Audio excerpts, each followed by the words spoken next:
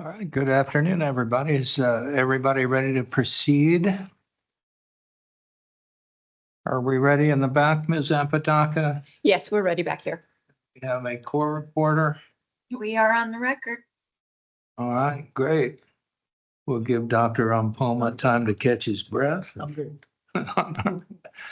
All right, I'll just remind you, Mr. West, you're under oath, and I believe we're in the midst of Mr. Rankin's cross-examination.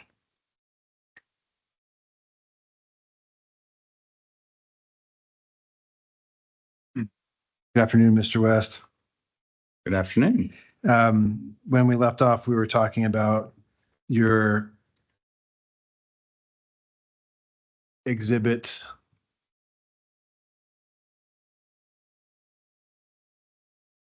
N8 and I4 in your slides 12 and 13. Can you show your screen? Thank you for reminding me.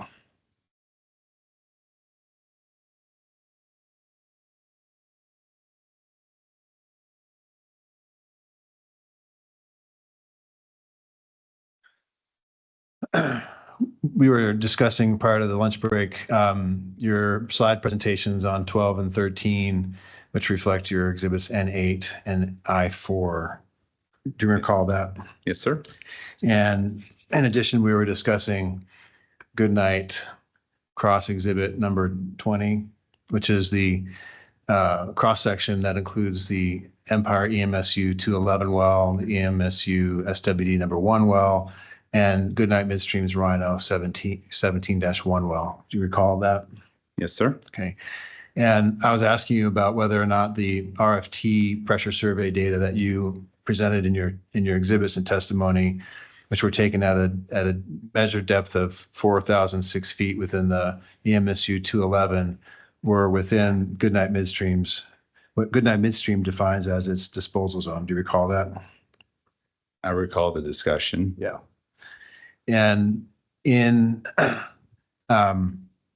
and we were talking about whether the tops generally and you told me during the course of our discussion, you explained that you couldn't see or didn't know off the top of your head where Empire's tops were in the Empire SWD number 1 well or the Rhino well, correct? That is correct.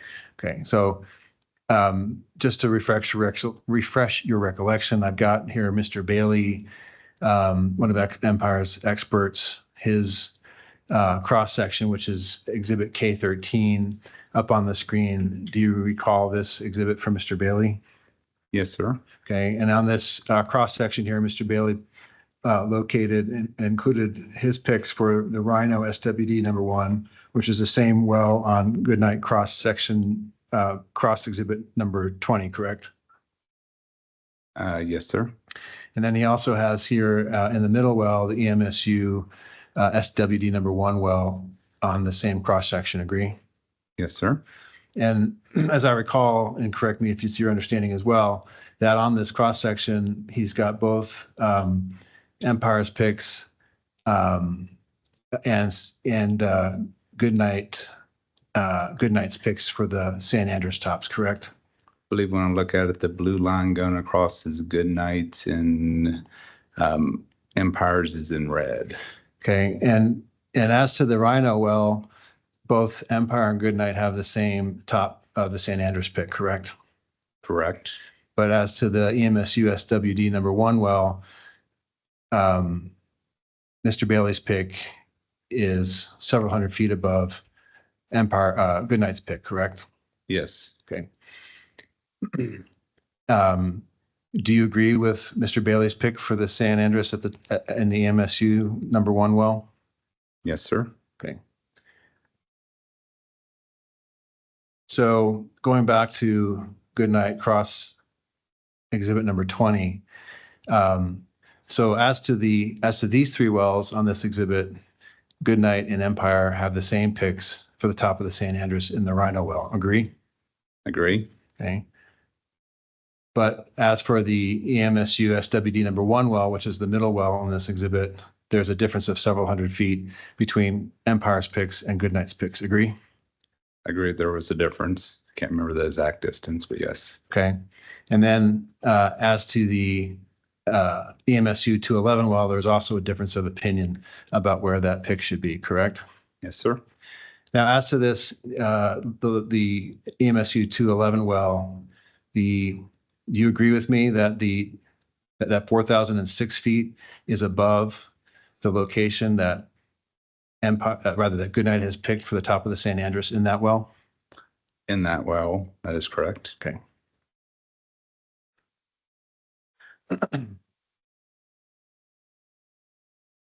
And you're not a geologist, right? No, I'm not a geologist.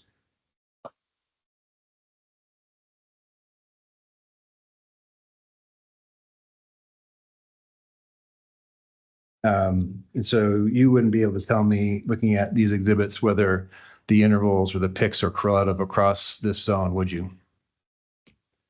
Not from this presentation, but if you look at the ops geologic one, it makes sense whenever you highlight on the Lovington sand and be able to follow tops across.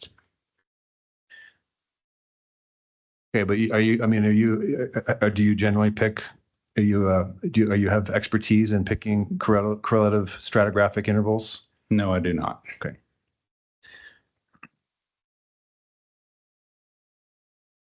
Going back to your slide presentation that you presented yesterday, and I'm looking at slide number 13 here. The pressure data reflected in this exhibit does not approximate a straight line, does it? Which pressure data? Well, thank you. So I'm not talking about the calculated pressure that you calculated off a pressure gradient here. I'm talking about the RFT data on the left side of this graph. And actually, perhaps, Mr. West, if you agree with me, we should probably be looking at your original exhibit I-4, correct? Yes, sir. Okay. I mean, it's the same point, but Yeah. it's got the right subsea depth. Okay, so looking at your exhibit I-4 from your testimony, the RFT data that you've included on this exhibit does not reflect a straight line, does it? That is correct. Okay. In fact, over very short vertical intervals, there are large differences in the pressure recorded across that EMSU 211 well, correct? Correct. And those pressure differentials are larger than can be explained by the pressure from a column of salt water. Agree? It would take in fact of the formation. Yes. I'm sorry, say it again. It would take into fact of the formation, What would take into the fact of the formation? the different changes in pressure. I'm not following your answer. Can you explain what you mean? For instance, like, the top two picks, could you say those are in zone 1 and 2, they, have a higher horizontal permeability than they do vertical. There may be some leakage in between them, but as you go down, you hit different layers of kind of the baffles that exist in the reservoir. And so you always have a horizontal component of permeability and a vertical also. Most of the time, the vertical's slower. And the difference, the pressure difference between these vertical offsets is greater than what would be accounted for in a column of salt water, correct? That is higher than a column of salt water. That is And correct. Sorry, didn't mean to speak over you. And what is the pressure gradient that you were using to make the calculation on the pressure gradient on the right side of this chart? That's a 0.386. That's what the calculated pressure gradient is? Yes. Okay. And what is the salinity that you were using to make that calculation? Well, so that's just taking of what that pressure gradient was at that point and going down. If you used a water gradient, then the pressure down at the bottom would be higher. Fresh water gradient is about a 0.433. So if you want to we was just extending that gradient up and down. Yeah, and not based off really adding on a column water. If you want to, we can. I'll make that pressure at the bottom higher. Okay. Got it. No, I just wanted to make sure I understood how how you were calculating it. Okay. Going back to your PowerPoint presentation, I'll skip down to slide number 14 here. And as I understand, this was a pressure survey report for a Grayburg well in the EMSU, correct? Correct. That's one of the injectors. This is an injection well? Correct.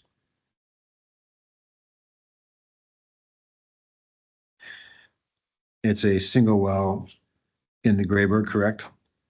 That is correct.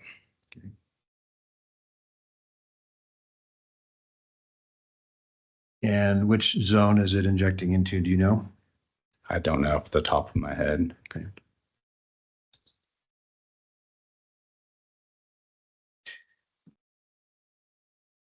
Now, you've identified here one well for establishing a pressure for the Grayburg. At this point in this well, yes, there's one well that we took a pressure and it happened to be down, and so I was able to get a pressure. Okay. And are you saying that this one well across is representative of the pressure in the Grayburg across the entire EMSU? It's representative of the Grayburg in that well bore. It's 14,000 acres. There's a long ways. You can't make that jump of one. Okay, and so you agree with me that this pressure survey data is representative of a point in time, correct? Yes. Okay.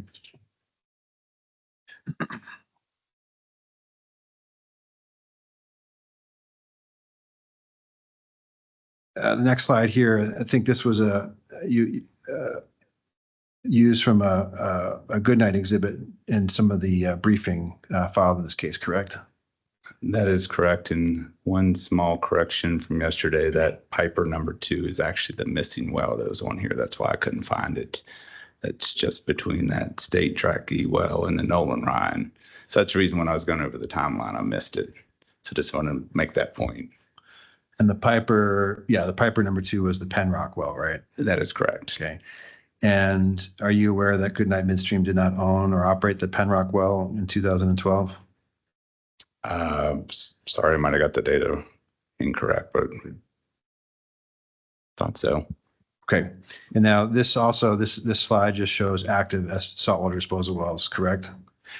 Yeah, this is saltwater disposal well. So yeah, that's necessarily, that might be the wrong statement of Goodnight began its injection into the well. Then we didn't know the actual ownership at that time. So let me step back. So the next question I'm asking you though is that this exhibit shows only active saltwater disposal wells at this time, correct? this shows all in this area that Goodnight represented, which is around the MSU unit of these SWD wells. I don't know if it has. You're asking if there's any other inactive ones, or what are you? Well, I'm just going to point out, I guess it's also missing the truckers SWD that's in the unit, correct? Yeah, this is your guys' exhibit. But yeah, so you're right, it would be up there. Okay. And the truckers has been plugged and abandoned, correct? I believe so. Okay. Now your timeline on the right it excludes or doesn't reference the EME 21 saltwater disposal well, which is in the unit. Agree? Is it that one up at where is it at? It's down here in the corner, I think is that section 21. Okay. Yeah, we didn't include every on the timeline of every well. Okay. And that was that an inadvertent exclusion in the timeline? Yeah, it's trying not to crowd it with everything. It's kind of captured in the cumulative data. Yeah. And at the time the map was created, it had injected nearly 40 million barrels. Agree? Is that what it has on there? I can't see looks like it's 39 something. Yeah, 39. I'll take it for what it says on the exhibit. Okay. And the first date of injection in that well was in 1966. Agree? Agree. And you agree that it's within and injects into the San Andreas within the boundaries of the EMSU? Agree. Okay.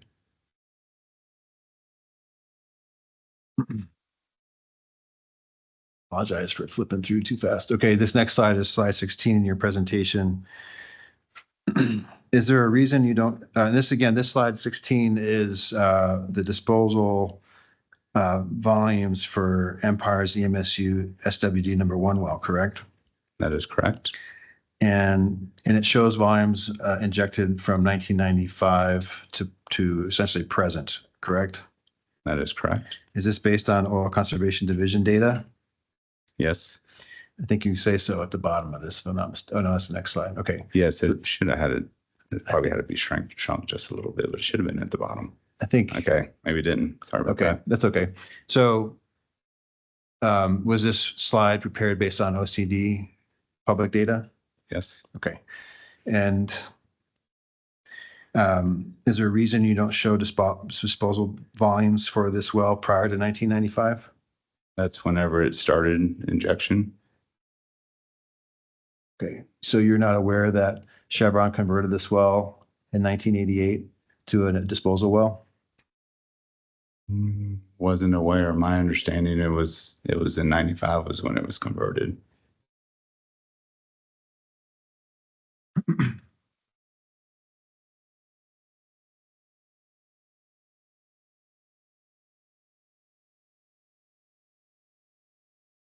Apologize, I thought I had this pulled up, but I restarted my computer.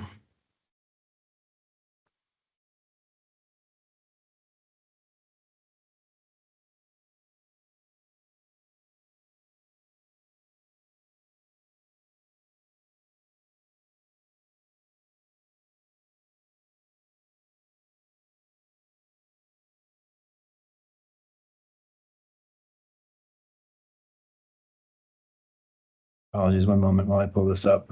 Apologize for the delay.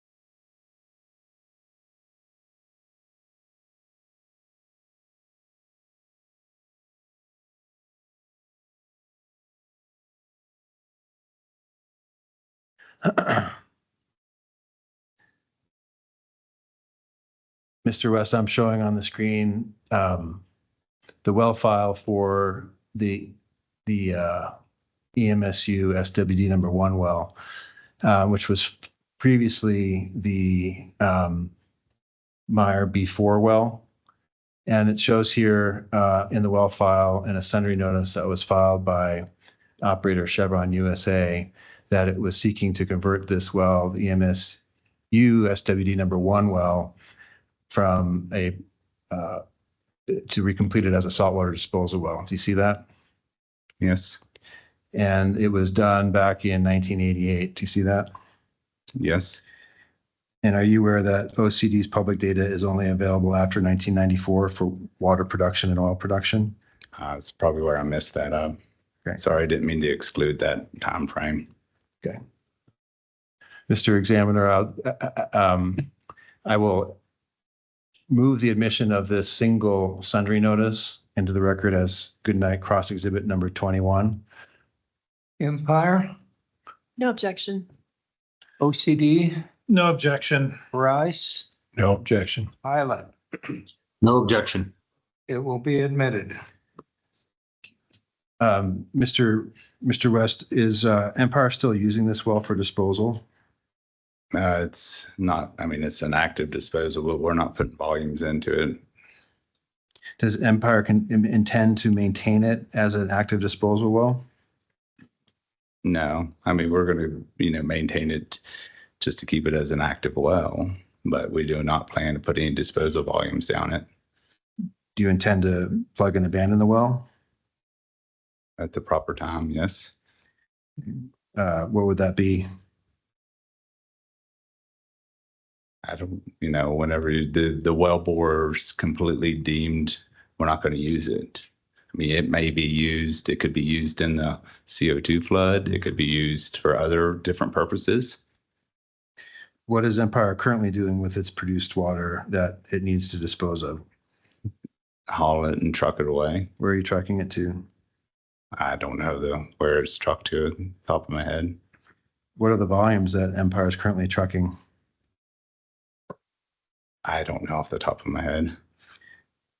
Are you currently sending, and Empire is no longer sending water to the EME saltwater disposal system operated by Rice? That is correct. And so you don't know, you're the senior VP of operations for Empire, and you don't know where the water's going? It's going into non-San Andreas reservoirs. Okay. But you don't know, is it multiple wells you're sending it to, multiple saltwater disposal operators?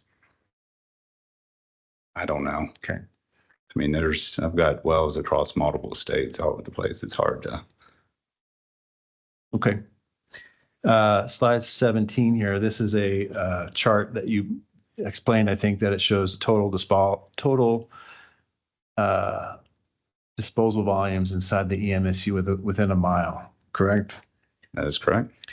One thing I wasn't clear about, is this a stacked chart or is it overlapping with the data? So it's a stacked chart. Okay.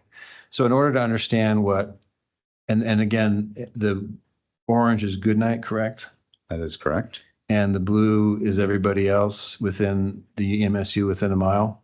That is correct. So in order to understand what Goodnight's injections are, you need to subtract the blue from the orange, correct? That is correct. Okay. And again, you're only depicting volumes from January 2012 forward, correct? That is correct. So you are not including any of the early volumes from the EME number 21 well, correct? Not in this chart. They're included on that cumulative one. Okay. And you're not including any of the early volumes from the EME 33 well, correct? I don't know if you said which. I mean, anything before 2012 is not included on this chart.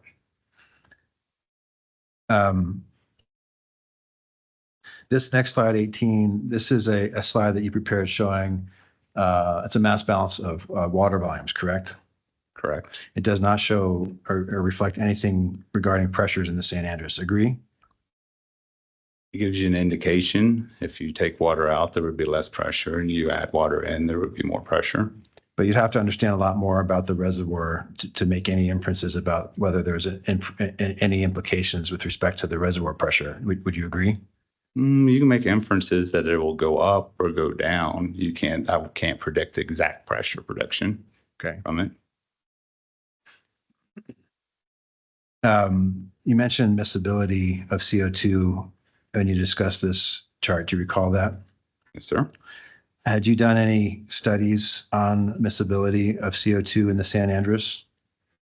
We used an analogous field of Seminole in the paper from there and pulled that because you do not have core and we don't have individual oil from the San Andreas from this reservoir to do that, exact work. So you use an analogous field.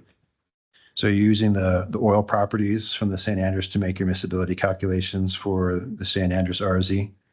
Correct. Okay. So that assumption or those calculations presumes that the RZ oil in the San Andreas is analogous to the San Andreas Seminole unit? It's saying that it's similar to the Seminole oil, and the San Andreas is similar to the oil that's in the EMSU. Yeah. And in this, just back to the pressures, based on the volumes, you can't infer from this chart based on volumes or mass balance of water. You can't infer sort of magnitude pressure changes in the San Andreas, can you? You can infer direction, but not necessarily magnitude. Okay. I mean, naturally, the quicker it goes in or comes out, then it's probably going to happen more rapidly. back to the miscibility question, this, your assumptions about, or your calculations about miscibility of CO2 in the San Andreas are dependent upon the assumptions that the Seminole San Andreas oil is analogous for purposes of making those calculations, correct? That is correct. Okay. I'm going to skip over a couple slides because I'm going to deal with those in your testimony. This is slide 21 from your presentation. And when you reviewed this slide for the commission, you were talking about, you identified two sources of fluid mixing here, correct? That is correct. So on the top, you've got Goodnight's treated saltwater disposal volume or water on the top, correct? Well, the disposal water, I don't know about the treated. Well, you received in discovery, these values were provided to you by Goodnight during in discovery, correct? That is correct. And in discovery, did you not identify, was it not identified that these were treated volumes prior to injection? And most of the time, people don't treat volumes in a SWD, but if you provided that, I missed it. Okay, so you don't, as you sit here, you don't know whether or not Goodnight's treating its volumes prior to injection. That would be an unusual industry practice. Okay, you didn't review Mr. Tom Tomastic's testimony that he filed in the direct case in this matter. I remember seeing his testimony. I don't remember all of it. Okay. Now back to my question. This chart shows two sources of fluids mixing, one being Goodnight's water that it's disposing, and then on the bottom you've got the EMSU produced water, correct? That is correct. And the produced water would be Grayburg water that is being produced from Empire's production wells in the EMSU, correct? It would be the injection water, which is made up a lot of traditional St. Andrews water. Hold on. On the left side here, it says produced water. Agree? The It's produced water. water goes back in as injected water. Okay, so it's water that's being produced by Empire's production wells. Agree? That is correct. Okay. And so and that would be Grayburg water. Agree? It would be the mixture of from the water flood and all the water supply wells you drew, many barrels out of the St. Andreas and replaced them in the Grayburg. So it's a mix of those two reservoirs.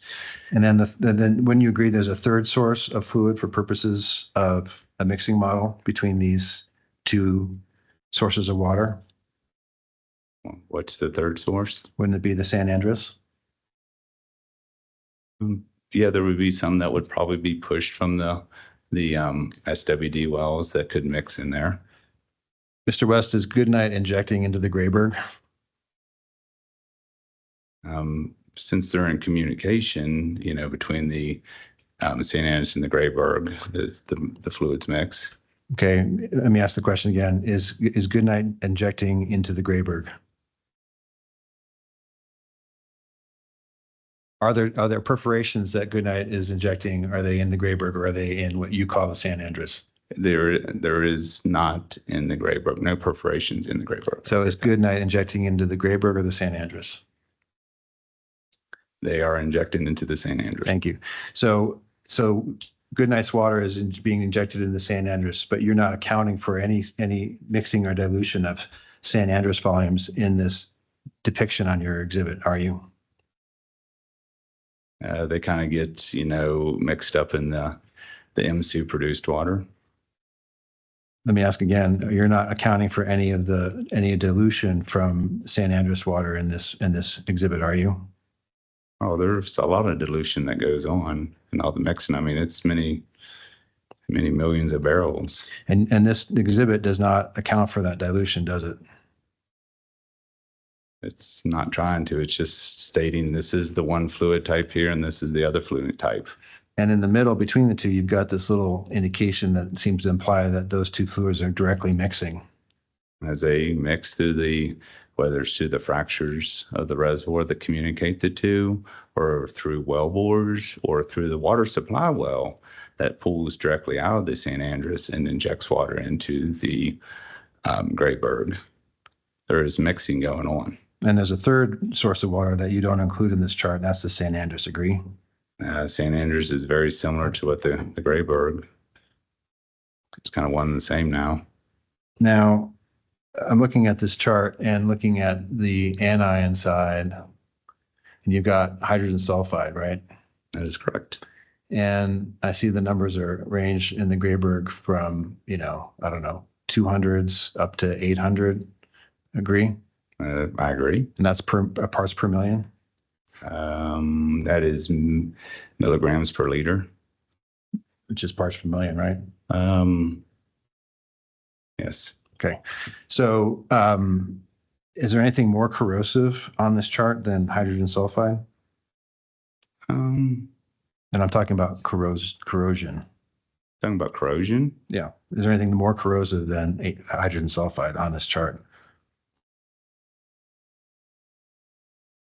There's a lot of things that go into the chemistry. If you get chlorides to go up in things, it'll cause, corrosion, or it will affect the chemistry to make corrosion happen faster.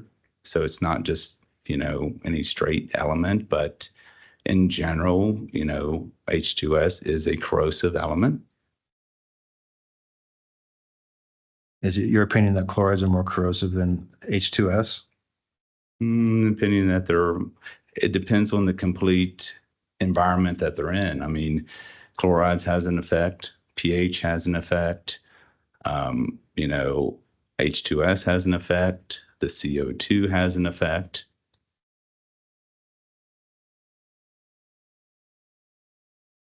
Is CO2 also corrosive? Yes.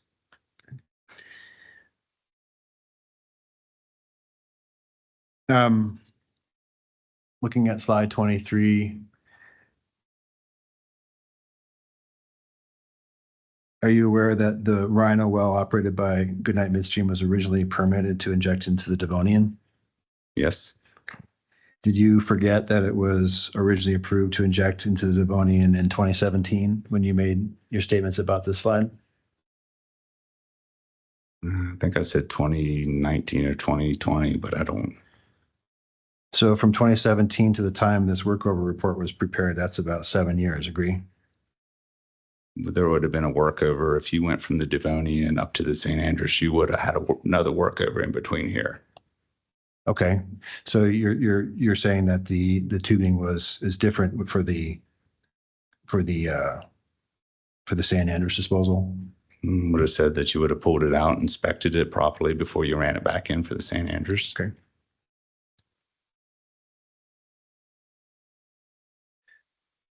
These slides from slide 25 to 29, my understanding is the intent here is to show, based on certain assumptions that you made, that there's an area being impacted by Goodnight's injection within the EMSU, correct? That is correct. And the assumptions are based on a certain value or ratio of net to gross in the injection wells, correct? That is correct. Okay. What are some of the other assumptions that you made in order to make this representation? It's your perfect interval. It's a 50% net to gross, and that, your water that you're injecting is going to push whatever is existing in the reservoir out. Okay. So the last assumption you mentioned, the area that is the volume of the water injected, is that an equal volume of water that's being pushed out? Barrel for barrel. I mean, Okay. And so does that essentially double the affected area that you've calculated based on those assumptions?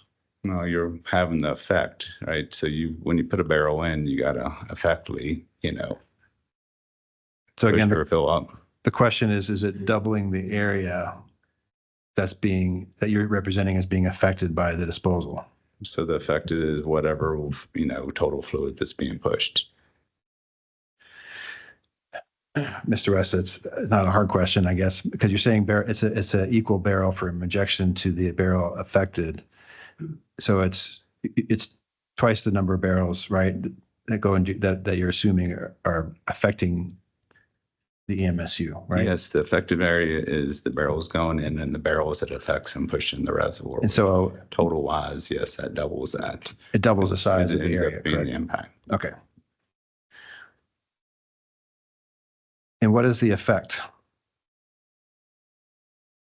Mixing of fluids, the chemistry that we went on earlier, it's, repressuring the reservoir. Okay. And is it your opinion? I mean, my understanding from Empire's case is that the RZ oil in the San Andres is not movable except for the injection of CO2. Would you agree? Yes, Okay.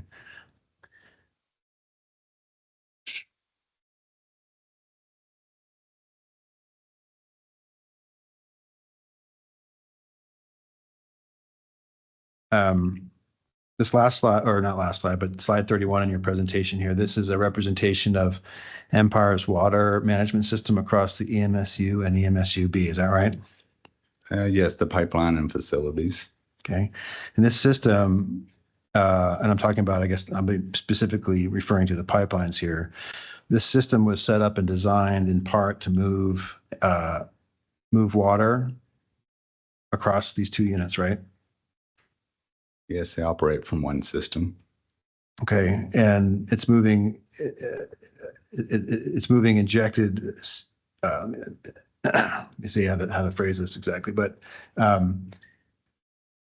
so you're moving the water supply well water out to all these wells for reinjection to manage the water flood. Agree?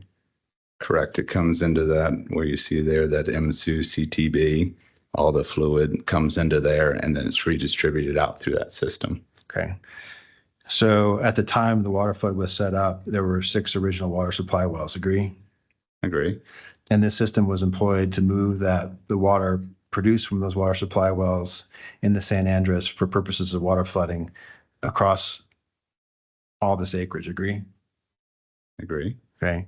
And at the time,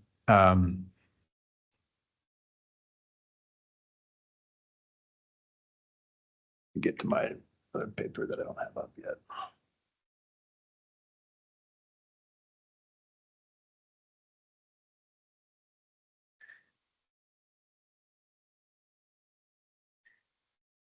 This is Goodnight Exhibit B5, Mr. West. This is that Chevron corrosion paper that we previously discussed.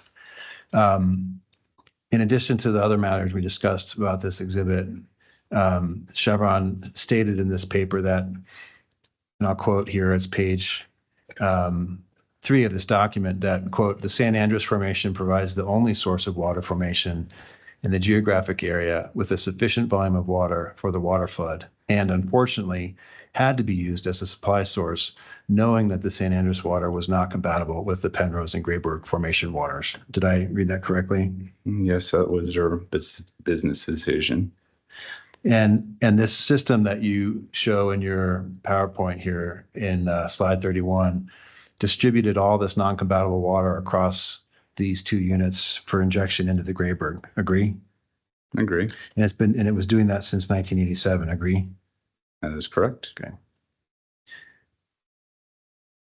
On these conclusions on slide 32, you state that the MSU has an ROZ of over 900 million barrels of oil, correct? That is correct. What is that, just so I know, because there's lots of different sources here, what is that 900 million barrels based on? That's based on looking at all the different points of data, stuff that goes up over 1,000 million barrels into the range, and that 900's a decent representation of the MSU. And then on point number 2, you state that the San Andres reservoir pressure is increasing, and this is promoting increased water influx into the Grayburg intervals. Did I read that right? Yes, you did. I was trying to find where in your overview slide presentation you made any demonstration of increase in San Andres reservoir pressure. Could you point me to a slide where you made that? By nature of where we talked before on the slide, if we withdrew a lot of water out of the San Andres and now it's filling back up. So by nature, if you're filling back up the reservoir with SWD, you're raising the pressure.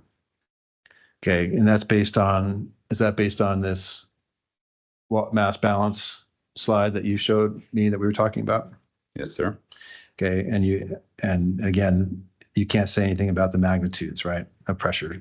I change? cannot say anything about the magnitude, that it's going up, and the faster you inject in it, the faster it's going to fill up.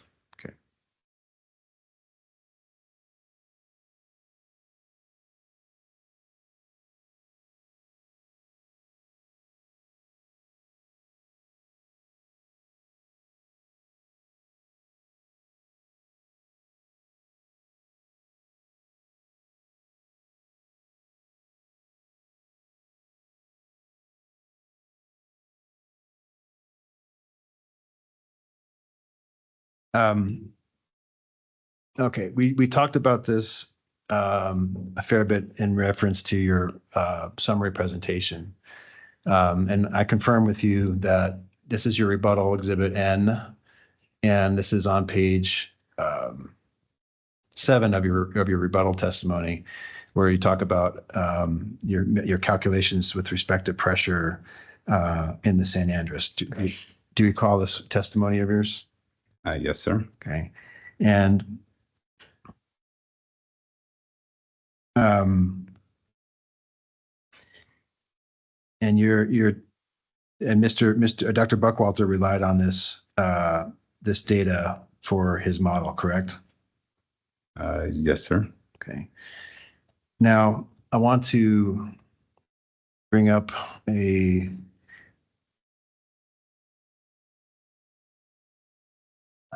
another slide. One moment.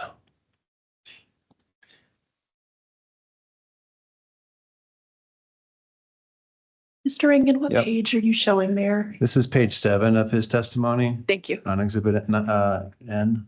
Thanks.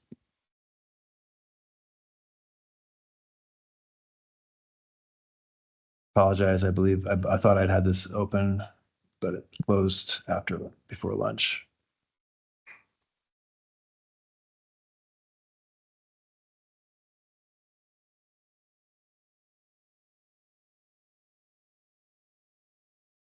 All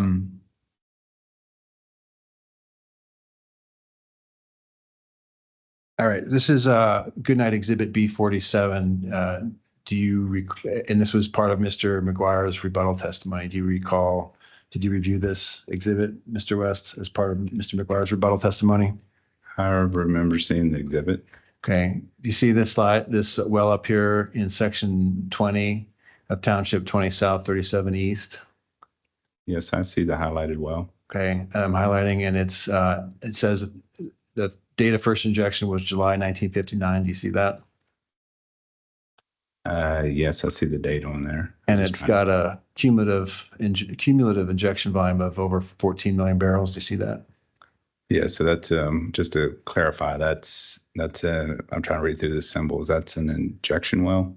Correct. It's Or a SWD saltwater. well. It's a saltwater disposal well. It's operated by Rice in section 20, Township 20 South, Range 37 East. Do you see Yeah. that? Yes, sir. Okay. And it's about a mile and a half. Would you agree with me? Directly north of the MSU? Yeah, that looks about right. Okay. And so that's just, a short distance outside. Would you agree with me that there's no primary production immediately offsetting this saltwater disposal well? You don't have the wells on there, so I have no idea to tell. Okay. Are you, so you don't, okay. So you're not aware yourself whether there's any primary production immediately offsetting that well? I can't tell from this Okay. exhibit. That's fine.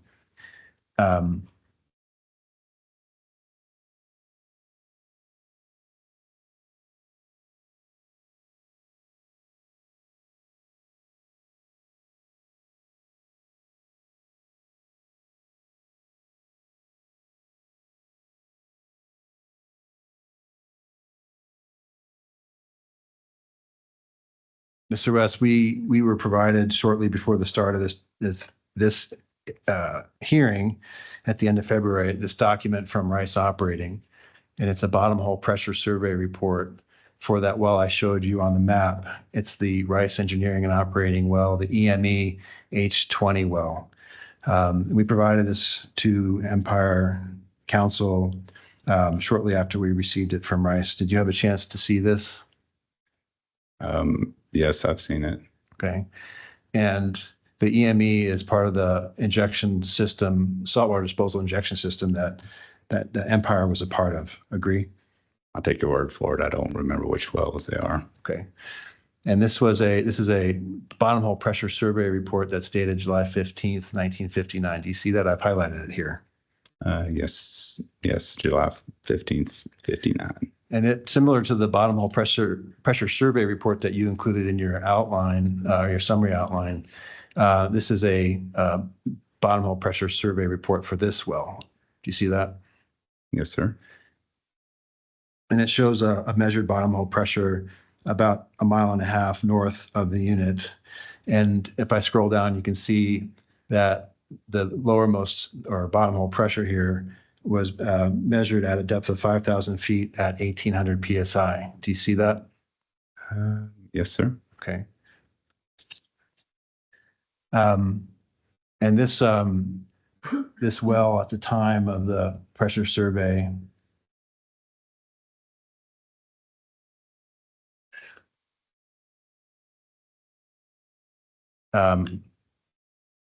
was a open hole completion.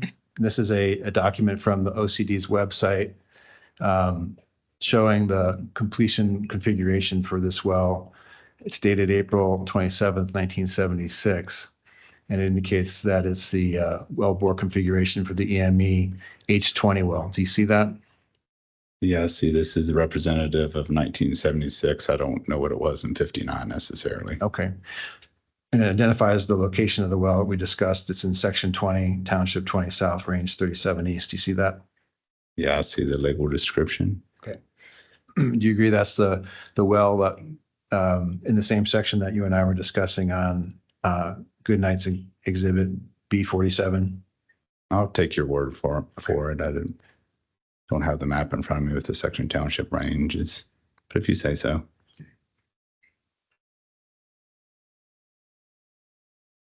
Going back to the bottom hole survey, this survey report shows that, well, before I do, I'll jump back over to your exhibit I. So you're saying here in your exhibit I4 that the San Andreas formation pressure is at 1245 PSI. I'm sorry, 1527 PSI as the original reservoir pressure. Is that correct? Yes, for that depth. For that depth? Okay. So when I go back to the Rice H20 pressure survey report, at 5,000 feet, that's roughly 1,000 feet deeper, agree? That is 1,000 foot deeper. And at 1,000 feet deeper, it's roughly about 53 PSI higher than what you're calculating for the San Andreas in 1986, agree? Can we do some math of, to convert that 1,800 to 5,000 to a gradient so we know what gradient that is? Sure. So you and I did this during your deposition, and then I learned some Before. engineering from you. But basically, we'll take the 1,800 feet, right? Divided by 5,000. And divide it by 5,000, and that comes up to a 0.36 PSI. Okay, so we had an original 0.38. Yeah, and I'm happy to do it so we If can. that's what it is. I don't know Yeah. what I just can't do that math in my head. Yeah, we can do that. I'm happy. So 1,800, right? Yep, 1,800 Divided by 5,000. Gives us a 0.336 PSI per foot gradient, correct? Okay, so pretty similar pressures. That's good confirmation. Okay. Original. So now if I pull up, I would like to pull up another exhibit here, which is, well, before I get too far along, Mr. Hearing Officer, I guess I might as well do this. I'll move the admission of this Rice H20 pressure survey report as exhibit, Goodnight Cross Exhibit 24. Any Oh, sorry, objection? 22, apologize. Sure. Objection from Empire, No objection. OCD, No objection. Rice, No objection. and Pilot. No objection. It'll be admitted. And Mr. Examiner, I would move also the admission of this well configuration. And it also has a plat on the next page showing the location of the well, which I neglected to point out. And I'd like to move this as Goodnight Cross Exhibit number 23. Empire, No objection. OCD, No objection. Rice, No objection. Pilot. No objection. It'll be admitted. So Mr. West, I've now pulled up Goodnight's Exhibit B21, which is a calculation of the pressure gradients for each of Goodnight's active saltwater disposal wells. Do you recall reviewing this exhibit as part of Mr. McGuire's direct testimony? Yes, I believe I've seen it before. Okay. And then on it, he shows from left to right each of the wells that Goodnight operates, the fluid level date that the data was taken, the shut-in tubing pressure recorded for each of those wells, then the fluid level measured from the surface.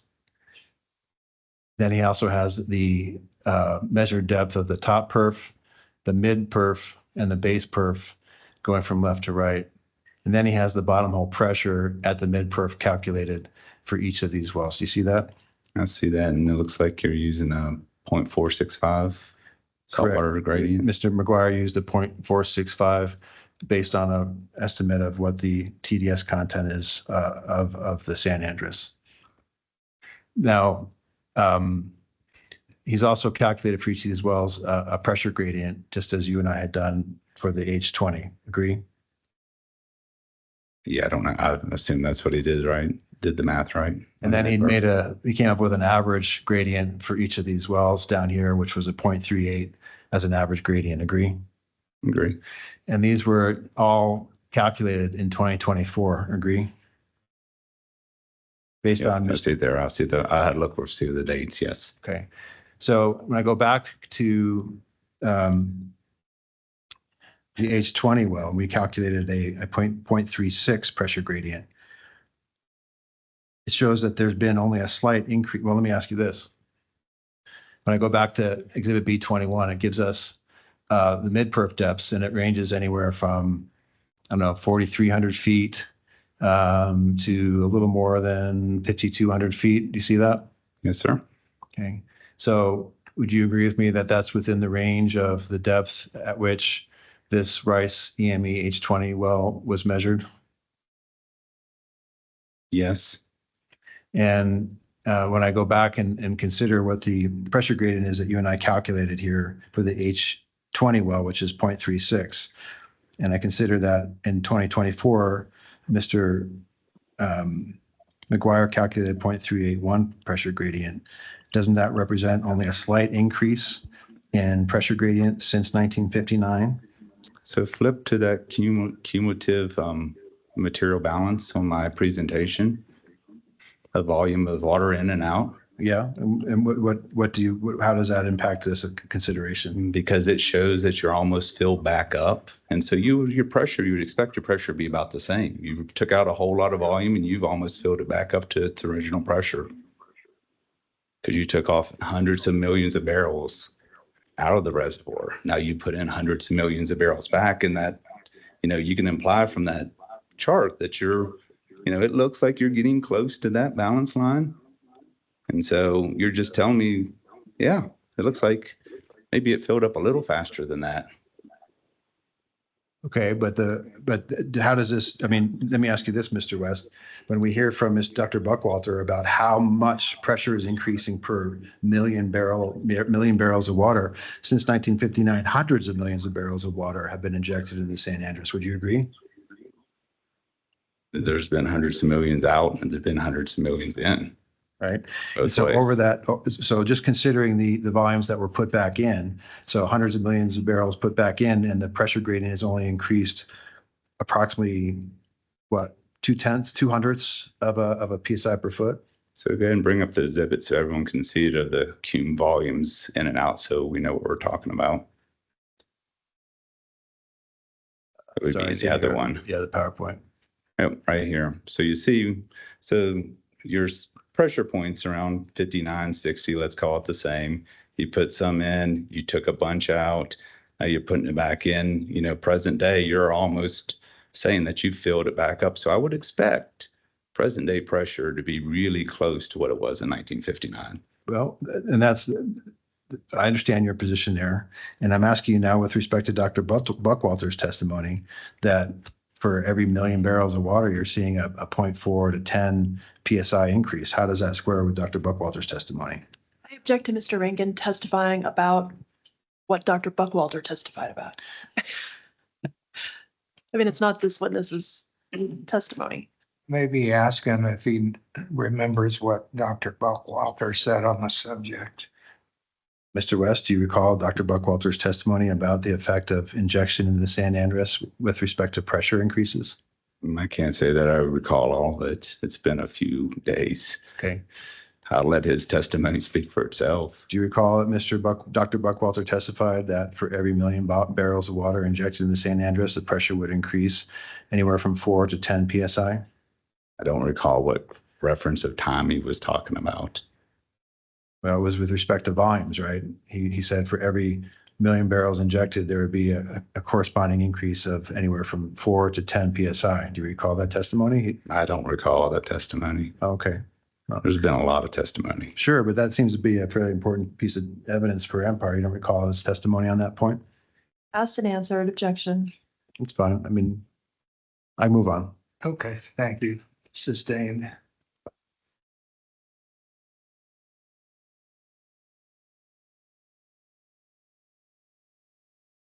If that were the case, Mr. West, if Dr. Buckwalter had testified that for every million barrels of water, the formation pressure in the San Andreas would increase from 4 to 10 PSI, would that be consistent with this data that we just discussed? I don't know. Okay.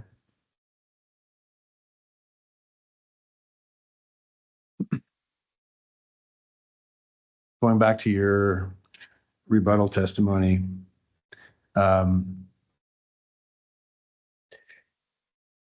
you state here, and this is on page 6 of your rebuttal testimony in Exhibit N, you state that the Grayburg has much lower permeability than the San Andreas in most layers. Therefore, mud losses while drilling usually do not occur until drilling reaches the San Andreas high permeability intervals. Did I state that correctly? That's the statement. Can you just scroll up so I can see what's above? I'm trying to figure out what context it was put in.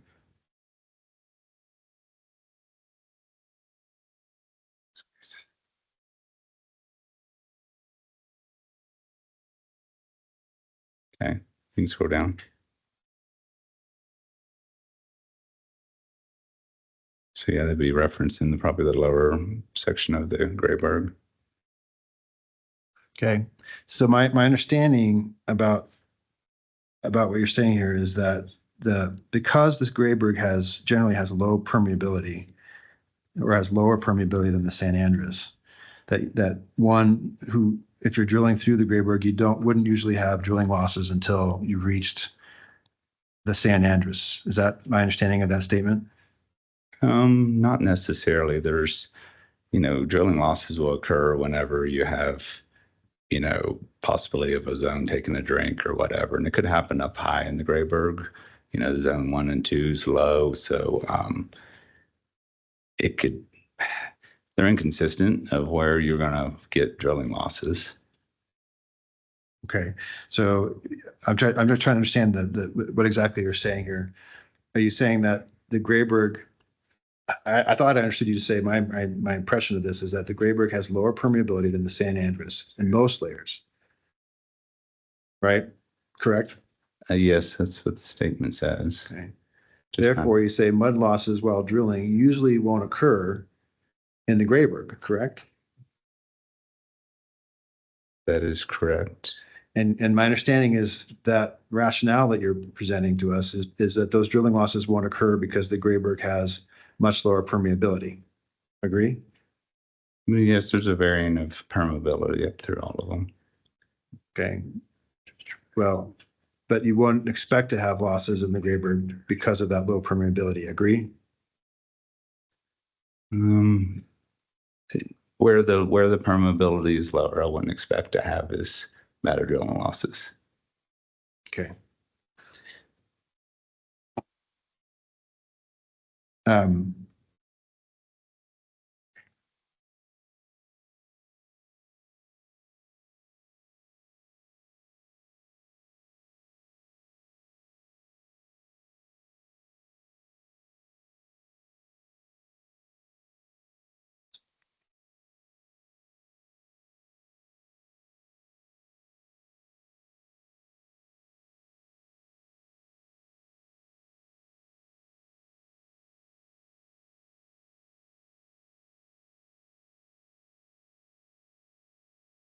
I may come back to this if I have time, Mr. West, but I can't find the exhibit I wanted to use, so I'll move on to that now.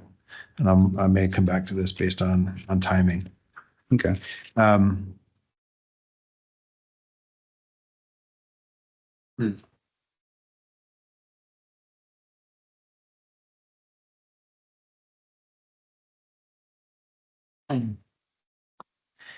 This is page 4 of your rebuttal testimony, Exhibit N.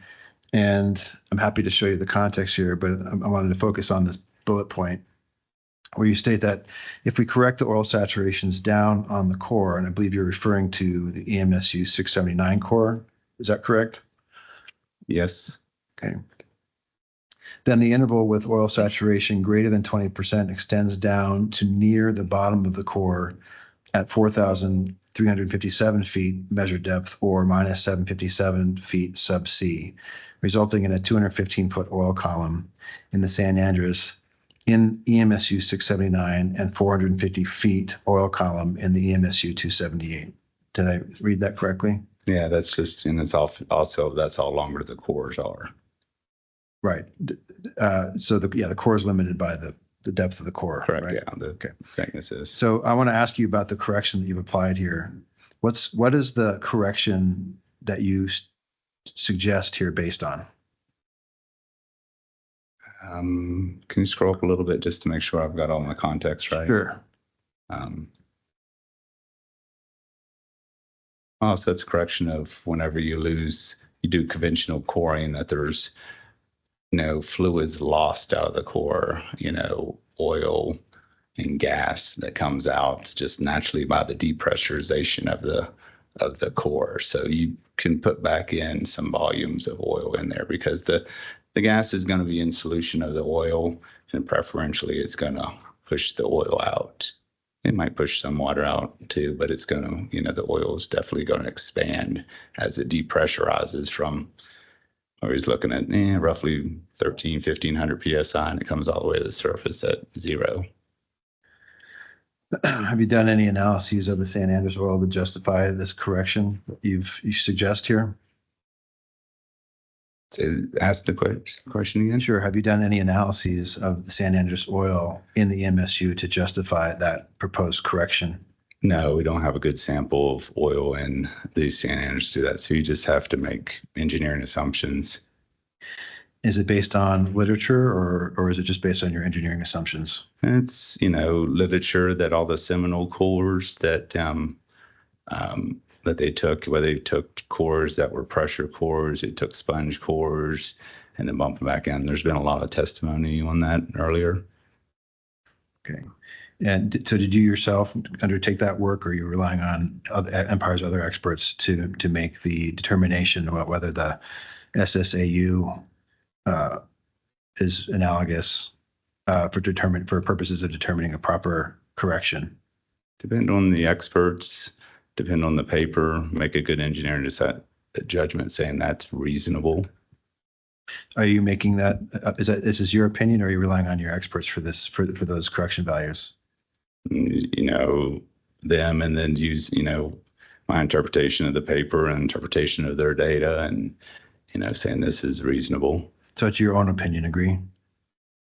Yes. Okay.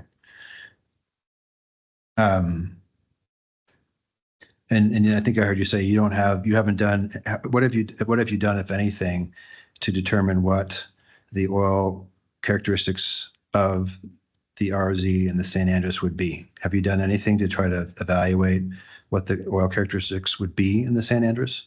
To be in this, you would have to, get core or get a true sample of oil, in which the sentence in the raws would have to be from core, and you'd have to extract it to do an analysis on the exact oil in the San Andres and the MSU. We do not at this point in time have that sample.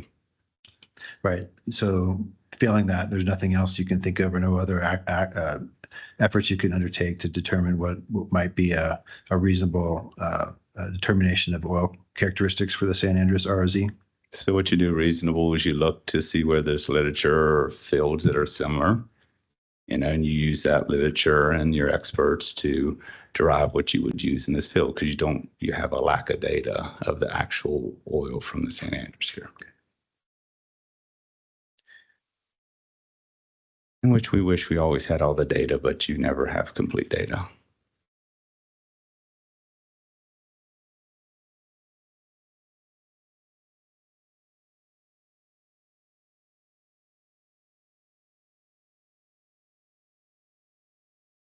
All right, next bullet I want to talk to you about is here at the bottom of your page 7, where you get into the chemistry issues that you discussed in your summary slides. And here you refer to some data that's in your exhibit N9, and I'll go ahead and pull up that exhibit.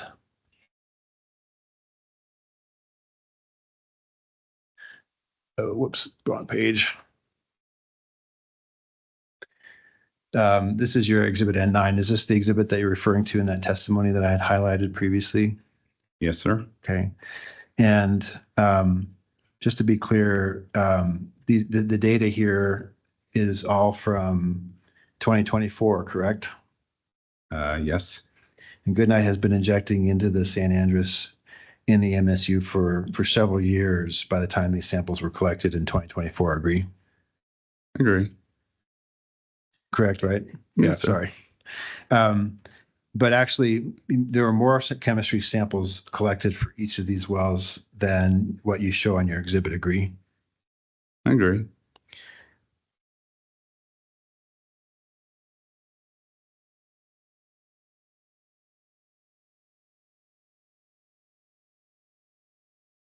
Mr. West, I'm sharing on my screen here a copy of Goodnight Exhibit B42, which is in Mr. McGuire's rebuttal testimony. And I've highlighted here each of the wells that were identified on your exhibit N9. And I'm going to do my best to flip between your exhibit and these values to just identify here what we're looking at. So for each, I'm going to start, let's see.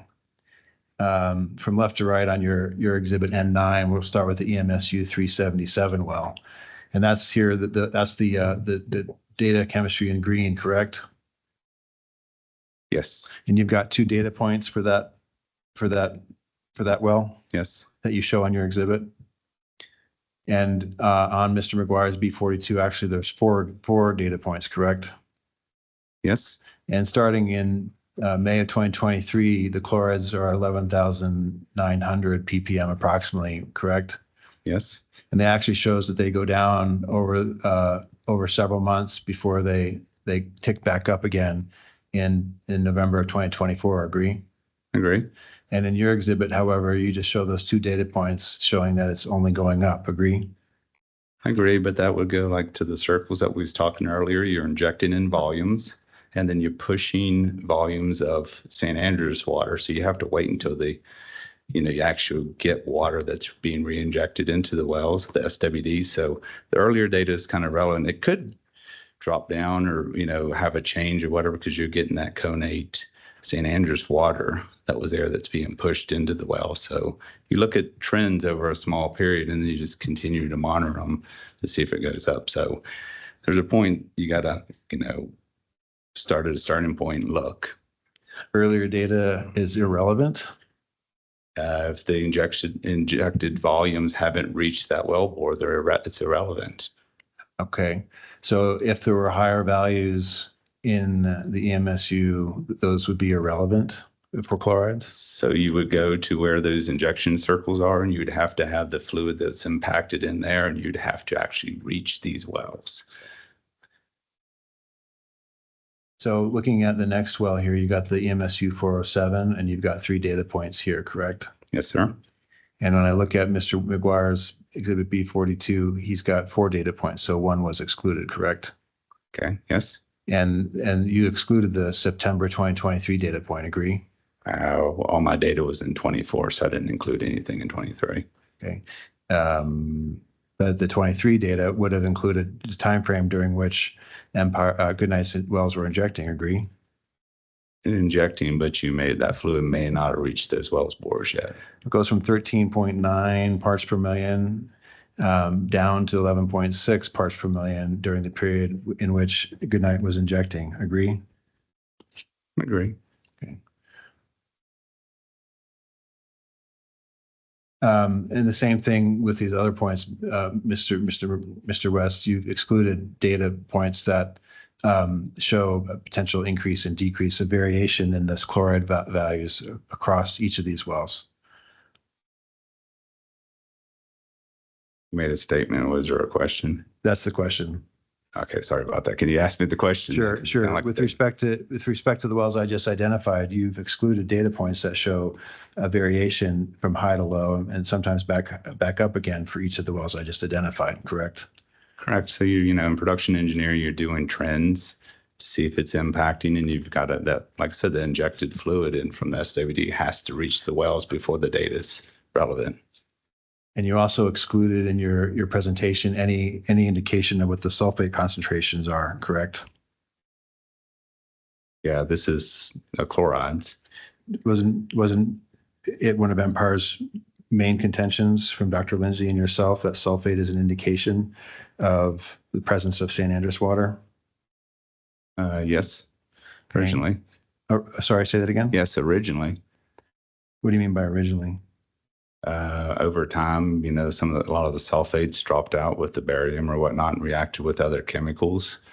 And so, you could still get little pockets of sulfate come in and out, but that would be where you're pushing new barrels. So if you did get some sulfate increases in here, that could be another indication, I guess, that you're pushing San Andreas virgin water toward those well bores.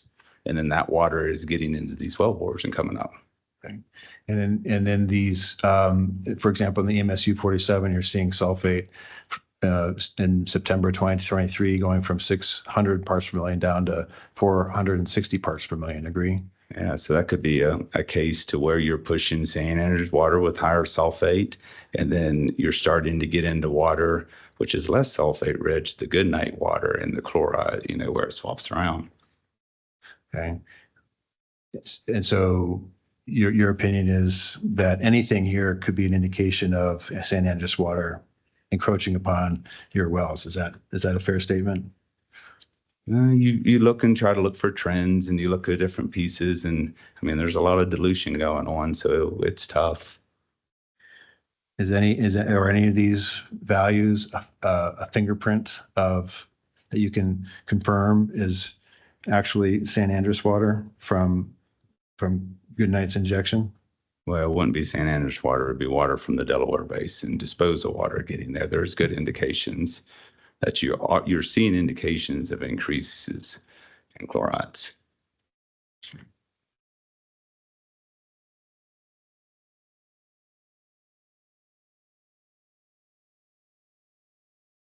When I look at your exhibit I-11 and I-12 in your direct testimony, you presented historical values for historical water analysis data for the Eunice Monument South unitized interval. And there's 2 pages of data that you represent as being historical water values, chemistry values, correct? Yes, sir. Then you've got a column here for chlorides. And I think these are ranked from lowest to highest on a TDS basis. Is that right? It's what it looks like. I don't recall exactly, but Okay, so I think it's lowest to highest on a TDS basis, but the chloride concentrations closely track that, correct? That is correct.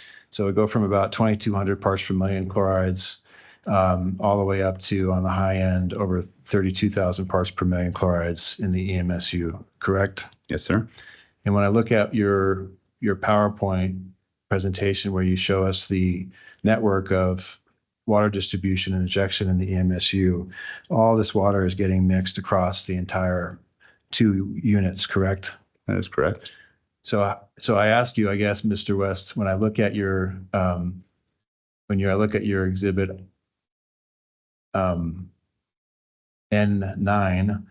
how is it possible where the highest chlorides that you recorded here are still under 15,000 parts per million? This can in any way be indicative of a fingerprinting of disposal water from Goodnight Midstream into the San Andres. That's an indication of the chlorides are raising from higher chloride fluid. Okay. And couldn't that easily be a consequence of the distribution of chloride values in other parts of this unit that you've indicated as being historically high across the Grayburg? That could be. I mean, there's mixing of all of it. It could be also where you're, pulling in the water supply well, water that may be coming in and mixing higher. It could be pushing some conate, but to have in a little finite area that you're seeing consistent across all those wells, chlorides coming up, it's an indication.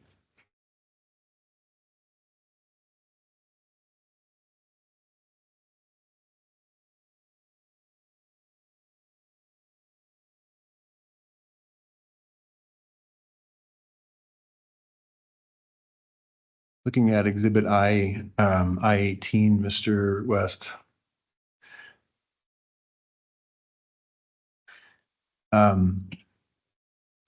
This is an exhibit that you referred to in your testimony where you state that, as you do here on this slide, that there's a 13.4% decline in EMSU production over these 9 months that you presented on this chart. Agree? Agree? And as I understand, what you did was you took the barrels per day produced in November 2023, and you compared it to the barrels produced in July 2024, and you calculated a percentage change between those 2 values, correct? That is correct. Okay. How did you come to choose those 9 months? Or those actually, you didn't even use 9 months in your analysis, you just used 2 months, agree? No, we used the whole column. I mean, this was due in August of 24, so that's the reason we truncated the data there. But in your calculation, you just used 2 points to make that calculation, right? You used November 2023 and you used July 2024, agree? I agree. Okay. So how did you come to decide to use those 2 months, November 2023 and July 2024, to calculate your 13.4% decline? Well, that's what you do with the decline. You do this first point, you do the last point. Is that an engineering analysis? So you do a decline rate, rise over run. How did you come to choose November 2023 and July 2024? I don't know. I don't remember exactly why I picked November of 23. July of 24 is easy. The document was due in August of 24. This was a document, what was due? Wasn't this document due in August of 24? I guess I'm asking you, what is this document? What is this taken from? This is taken from my testimony, right? Okay, so you're saying that this document, that you used that date because you used the July 2024 date because it was the most recent date available for production. Is that what you're trying to say? Yes, sir. Okay, I didn't mean to testify for you, Mr. West, but What's that? Yeah. all right. So you use that date, but how did you come to choose the November 2023 date then as the initial date for your calculation? I just went back a time period and picked that. Okay. So when I pull up Mr. McGuire's rebuttal exhibit B40, which includes a longer view of production around those months, he's identified here in brackets on the second page of that exhibit the months that you've identified in that chart. Do you see that? Yes, sir. And he's identified in the brackets from November 2023 to I believe it was August 2024, correct? July of 24, because that was the last piece of data I had. This is seen into the future. Right. So, and my question to you was, why did you choose November 2023? If you had chosen, say, August 2023, it would have shown almost no decline between those months. Agree? Looks like there's a break in data. There's a break in data, Mr. West. I'll represent you because we didn't receive these 2 months from Empire. We'd asked for them. We asked for the daily production rates, and we didn't receive them. So that's why there's a break in the data there. Okay. But just pointing out, Mr. West, if you had chosen August 2023 and compared it to July 2024,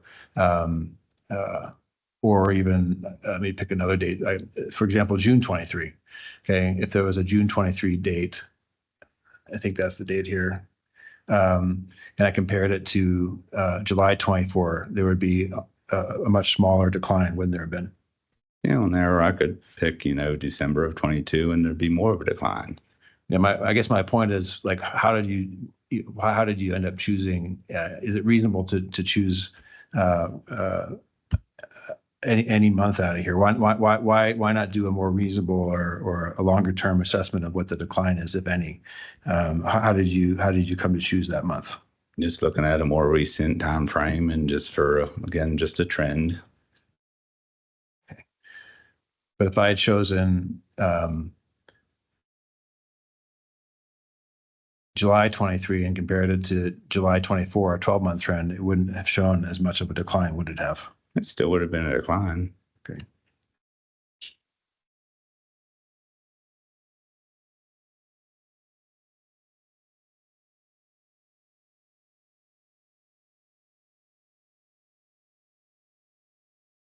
And just looking at this period of production, Mr. West, Goodnight started injecting into the EMSU in roughly 2020. Is that correct?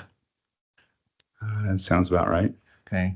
And Empire acquired the unit around March of 2021. Agree? Yes, sir.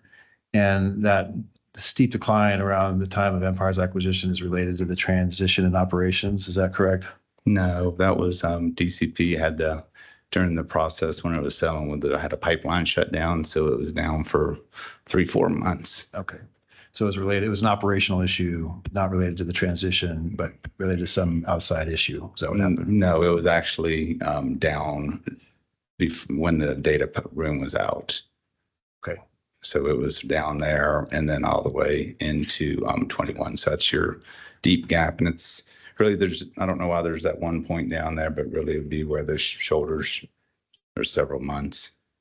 So if I look at from the time frame when Goodnight initiated injection into the MSU around in the 2020 time frame, and I look back to even the period you selected, I'm not seeing much of a decline at all in the rates of production over this period of time. Do you agree?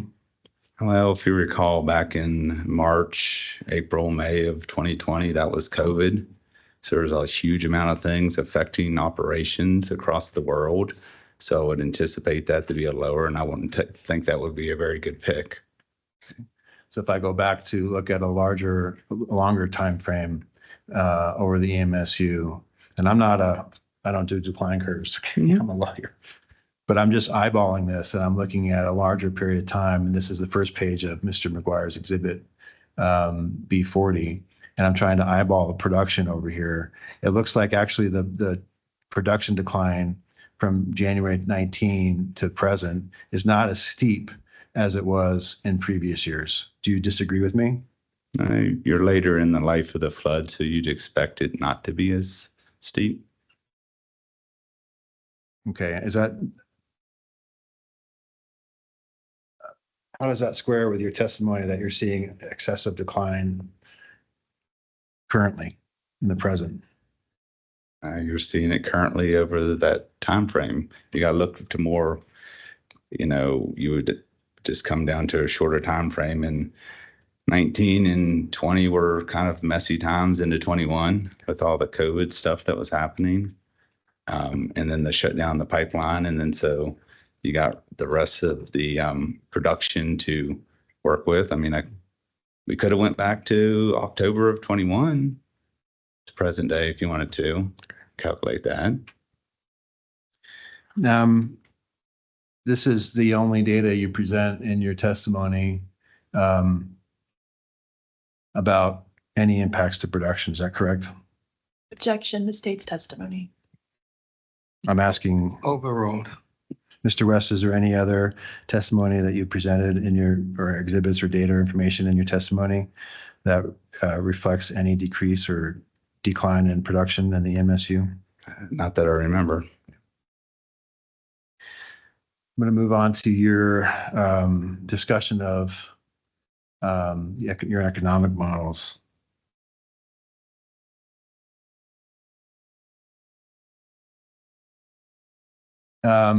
In your direct testimony, starting at page 13, under this subheading F, called CO2 flood of San Andres RZ interval.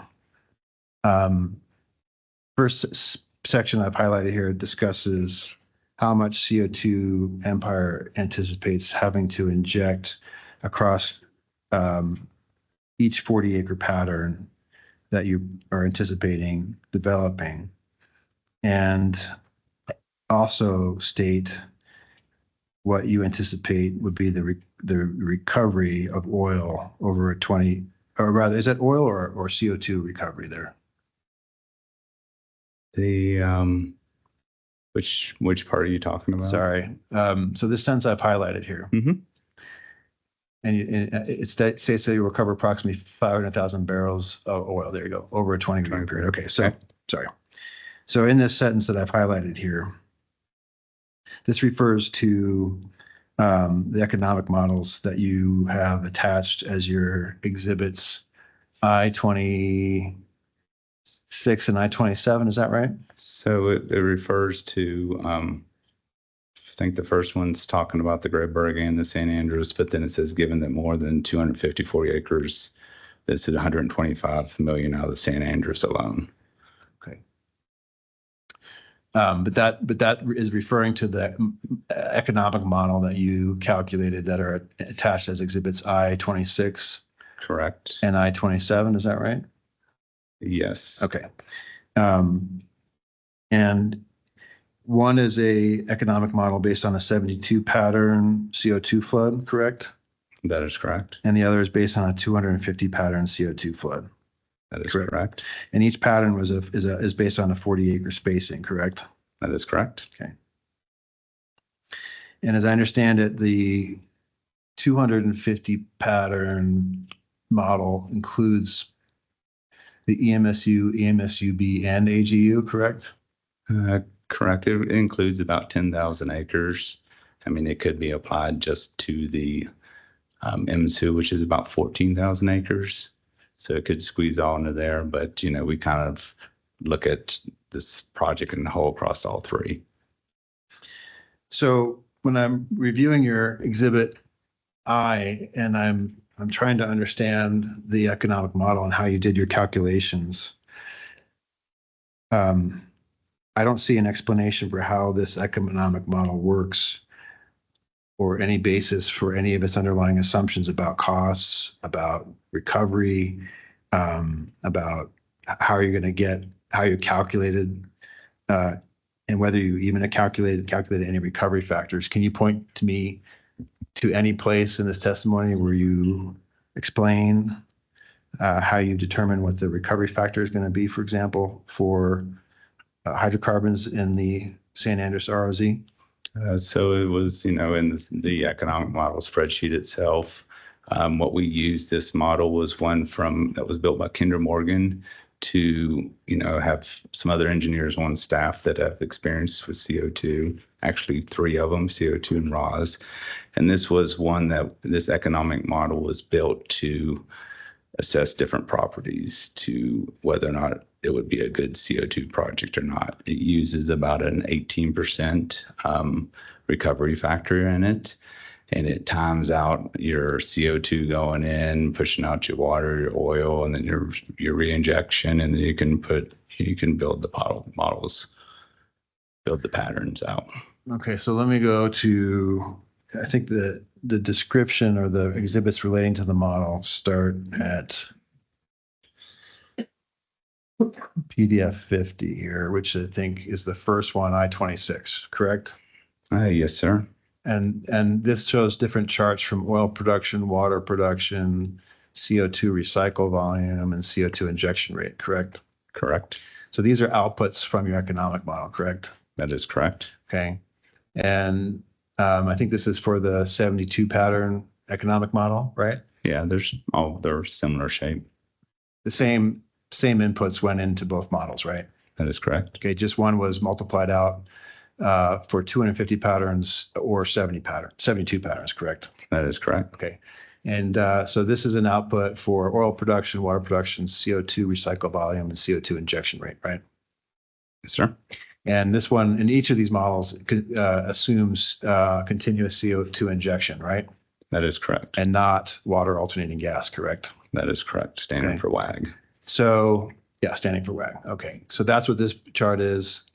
And this next exhibit here, I-27, is the spreadsheet that generated those outputs, correct?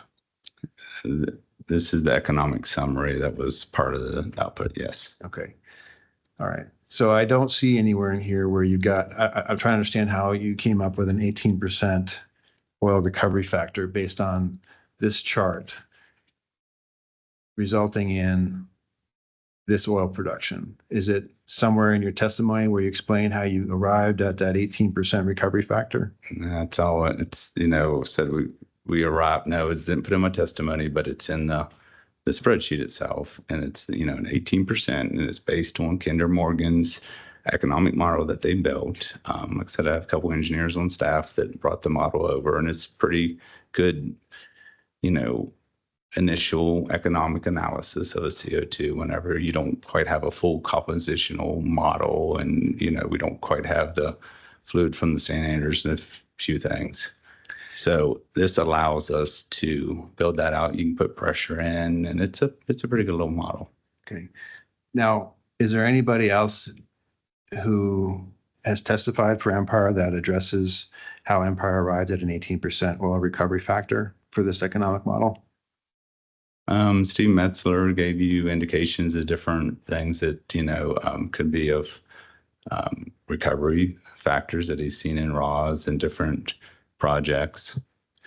Has Mr. Metzler conducted any assessment or evaluation based on any of the geologic data or engineering data related to the EMSU? But you just got to use analogous fields. Did Mr. Metzler testify that the EMSU was analogous to any of the fields from which his recovery factors were derived, to your knowledge? I don't remember exactly. He talked about Seminole, he talked about Talcott, and he talked about lots of different fields. So again, Mr. West, I'm looking at your testimony, and I don't see any reference to a recovery factor. Is it in your testimony? I should have put it in there, but it was in the backup data. Okay. Is there anywhere in your testimony where you describe or explain how you came up with an explanation for how you're arriving at a certain amount of oil? It's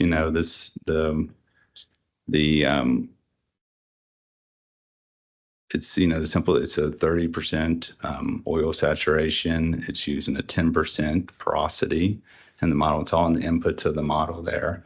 I should have, I guess, made a table to put in here of summarize that up. Okay, but there's no explanation, right? I mean, I was looking for it, trying to understand it, and I don't see it. But you're telling me that you're using an 18% oil recovery factor, and are you relying on Mr. Melzer's testimony and opinions for that? His opinions and other, of the literature of the different pieces, and using the previous model that a company that does a lot of CO2 and RAWS projects of Kinder Morgan, of using that as a representative good start. Is 18% the number that Kinder Morgan was using for its projects? Is that what you're telling me? Yes, sir. Okay. Um,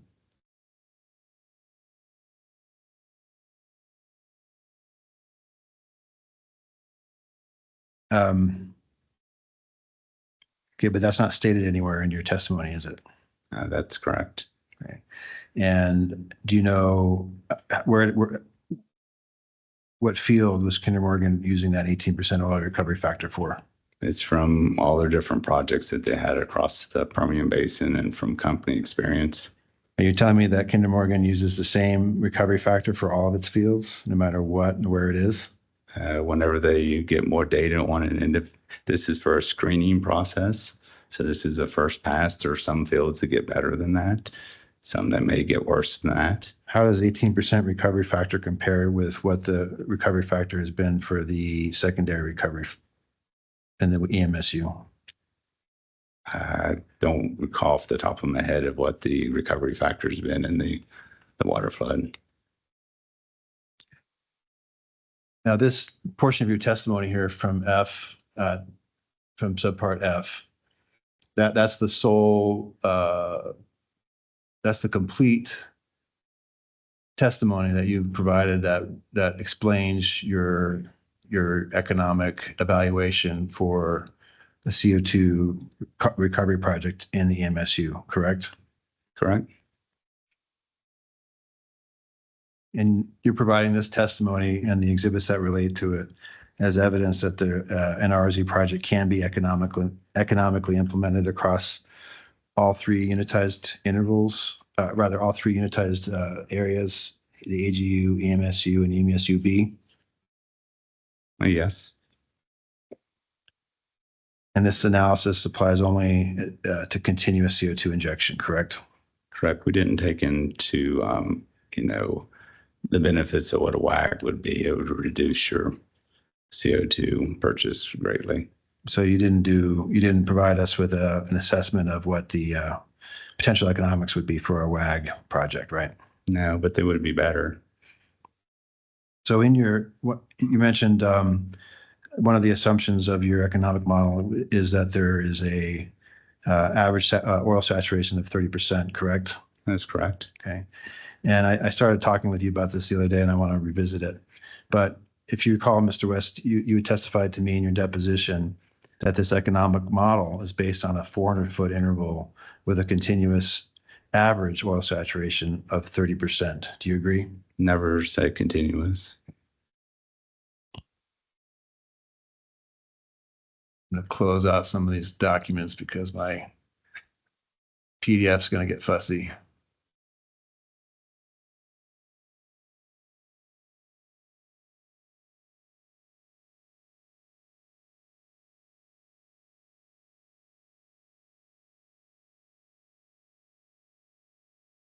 This was part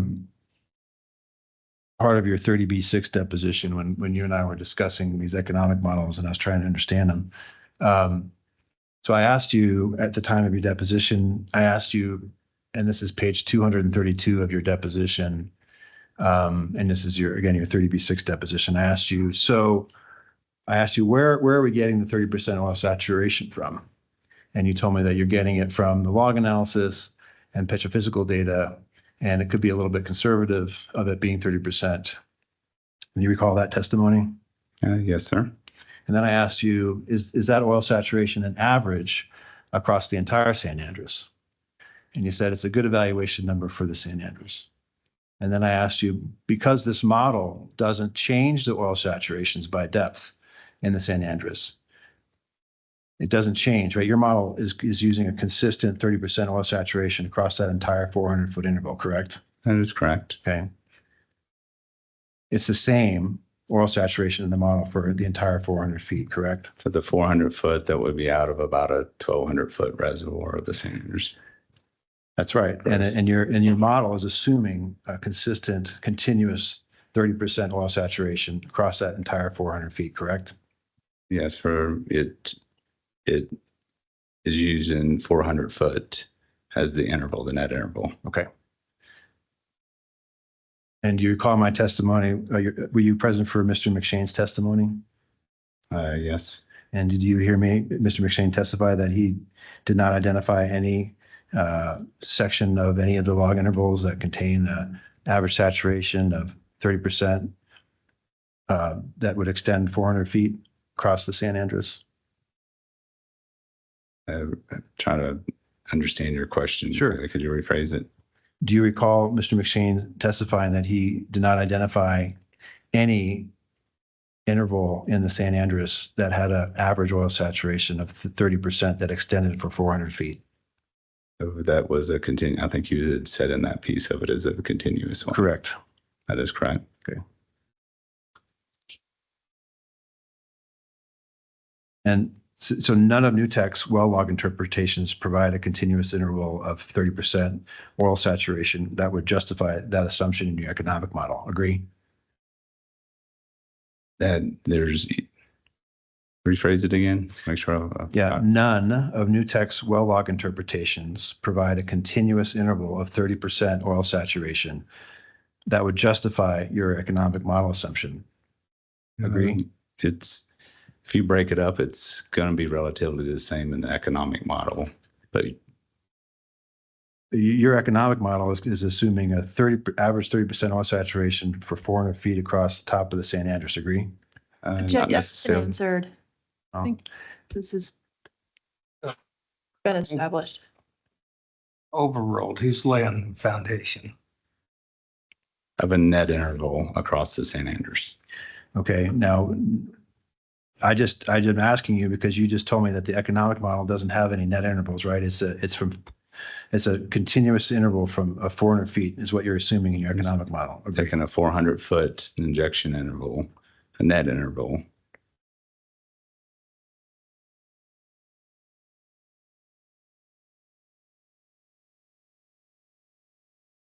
So I'm asking you, is there any of the well log interpretations or petrophysical log analyses that were presented by or sponsored by any of your experts that reflect a continuous 30% oil saturation of 400 feet across a 400-foot interval, similar to what you're assuming in the economic model?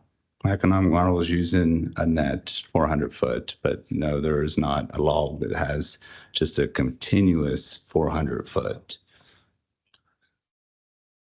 Did you have one of your experts or petrophysics or log analyses experts sponsor an oil saturation analysis that you use in your economic model? I used lots of different pieces of data. As you can tell, there's a lot of different varying opinions on an analysis, right? Because when you take logs and you do log analysis on it, it's always an interpretation. And so some are high, some are low. And if you take the core and average, it seemed like that, that would be a good representative would be a 30%, because you don't know until you start to take more core of the interval and a larger interval than you currently have. Is that oil saturation that you're using in the economic model, is it based on any of your experts' opinions or any of the expert work that Ops Geologic did? Or, I mean, is it based on the oil saturations that were prepared by Ops Geologic, for example, number one? It's taken in account for what they all said and saying that, hey, a good representation would be 30%. Okay, but you're not using, for example, you're not taking the evaluation or assessment that Ops Geologic did and then using that for your economic model, correct? Not using one individual one. I'm Okay. taking all the data points. And you didn't take NewTek's analysis of their oil saturations that they did, or that even that Empire instructed them to do, and you're not using that for your economic model. Agree?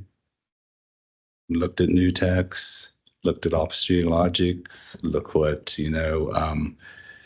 Exxon had said before, looked at all of them and said, if that, looked at the cores and said that 30% would be a good representative to build a model off of.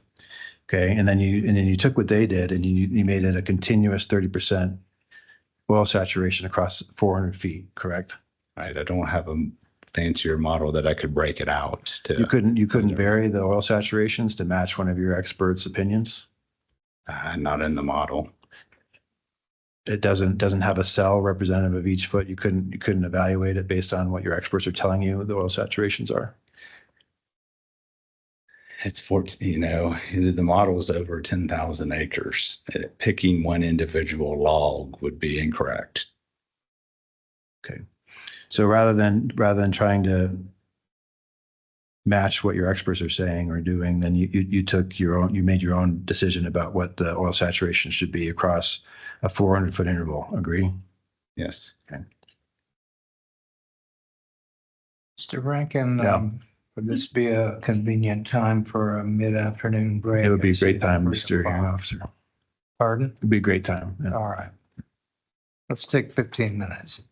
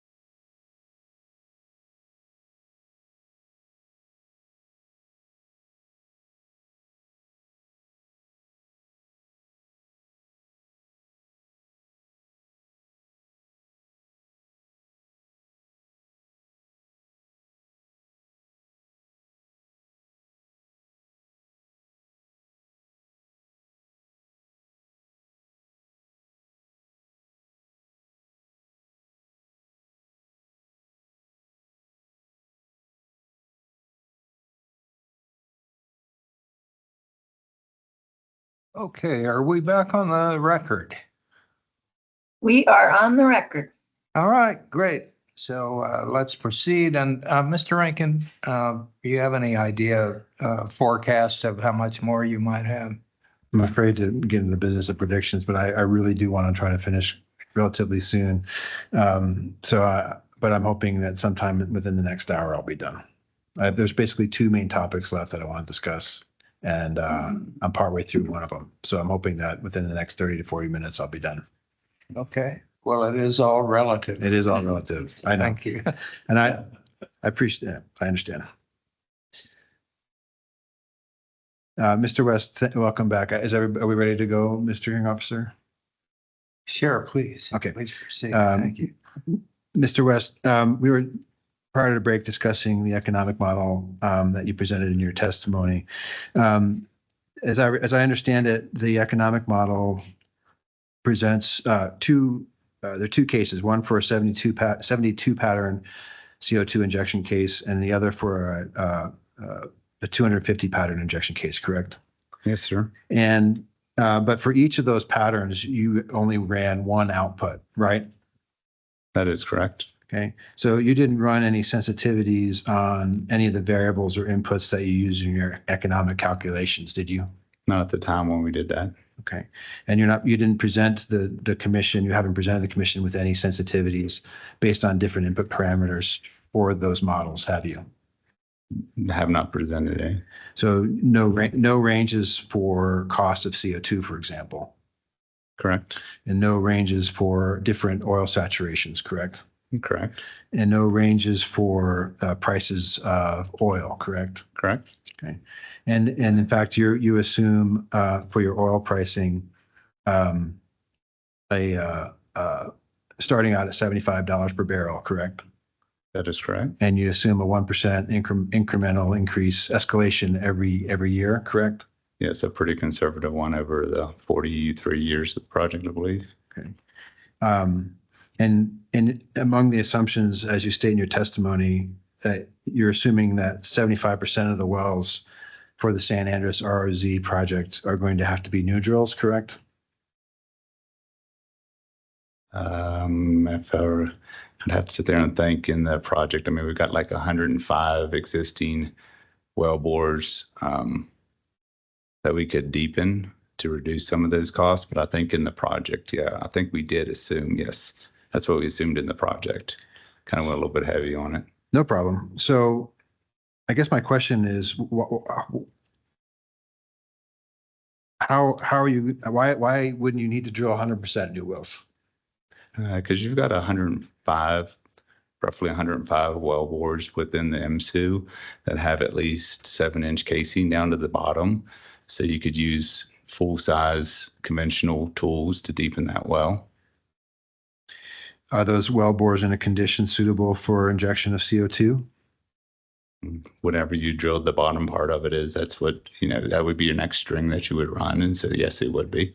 And the cement is in a condition that's approvable for CO2 injection by the division? You would be, drilling down into the new interval. So you would do cement to match that. Okay. So your opinion, have you evaluated whether or not those wells those 25% of the wells that you would be able to re-enter would qualify under the division's rules and regulations for injection of CO2? You would be drilling new hole into it because they're not presently deep enough. And so you would put, what's the spec of the cement that would match the regulations of the commission. My question is that, did you do an assessment to determine whether or not the condition of the 25% of wells that you wouldn't need to drill new, have you made an assessment to determine that those wells would qualify under the division's requirements for injection of CO2? I guess I would need to see the requirements, but you're drilling a new hole to where you're going to inject. So you're putting whatever spec cement in the well. I guess I think you've answered my question because you haven't reviewed the division's requirements for CO2 injection. No. Okay. On your economic modeling, which way would the economics go if you decreased the ROZ interval? If you decrease the ROZ interval, the CO2 would pass through the reservoir quicker. So you would move the production forward and you would use less CO2. And so it would just, your rate of return would go up and it would be a little bit higher. You think the economics would go up if you decreased the CO2 interval? I'm sorry, you think the economics would go up if you decreased the oil saturation interval? The net thickness, which So way? your economic model uses a oil saturation of 30% over 400 feet, correct? That is correct. And if you reduce that RZ interval to 300 feet, what would that do to the economics of your project? So you shorten the thickness of the interval, the CO2 would be able to impact the rock quicker, and you would produce oil back faster, will move through the reservoir quicker. So that would bring forward your oil curves, and it would also bring forward your CO2 recycling. Have you done that analysis in your economic model? Since then, we've played with the model. Have you done an analysis to evaluate what happens when you decrease the RZ thickness? Yes. Okay. And what does that do to your economics? Like I said, it will bring your net present value. It will increase that. Overall, since there's less reserve, the overall, cash would go down a little bit. Your rate of return will go up because you're getting product back faster. Okay. And overall, what does it do to the economics? That's just which piece of the economics you talking about? I just gave you a lot of Bottom economic, line. which there's lots of, people look at lots of different pieces of the economics, which category. Oops.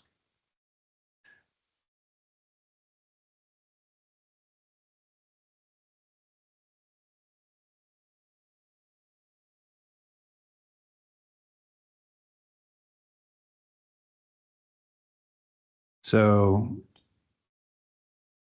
when I'm trying to figure out when I look at your PowerPoint, for example,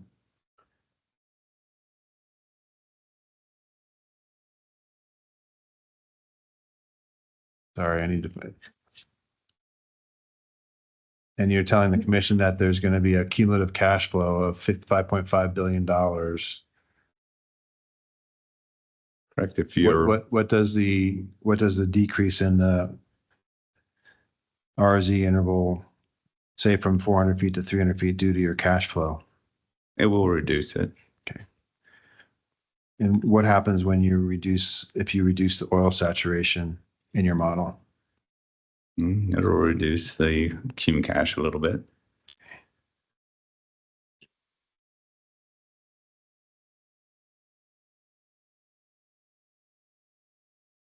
Talked about just now that about the potential for reducing the cost by having by recycling CO2. Do you recall you were just mentioning about there would be if you decrease the interval of the RZ, that it would increase the rate that you get your CO2 back, correct? It'll come back earlier. Okay.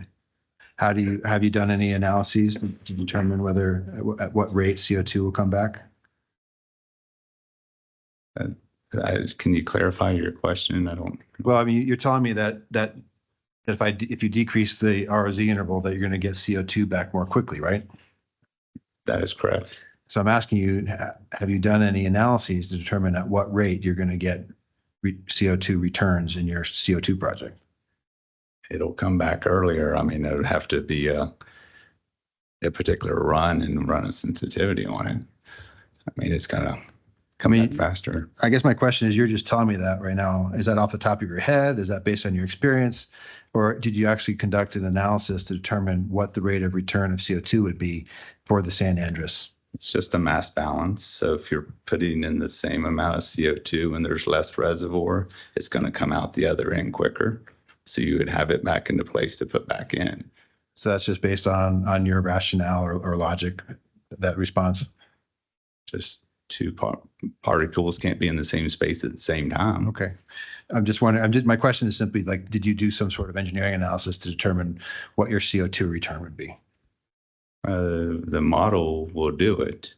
Okay. Where does it, in your testimony, where does it do it in the model?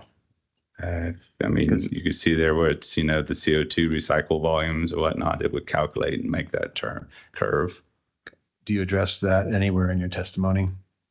I did not run those sensitivities and put them in my testimony. So did you describe how you made that determination in your testimony? How the model makes that determination in your testimony? Which part of it? The CO2 return, the CO2 recycle volume, how it calculates that? We provided you with the, the data sheet that has all the inputs in the spreadsheet. It's not in my testimony, but you were provided the data. Okay. The whole model.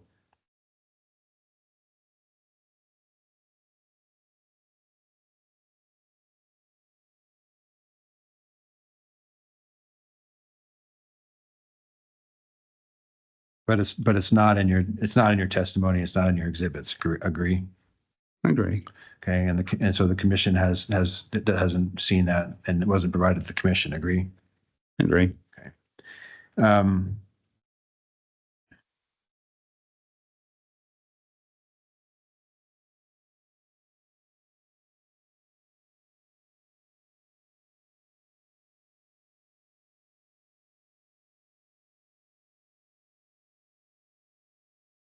So when I go back to your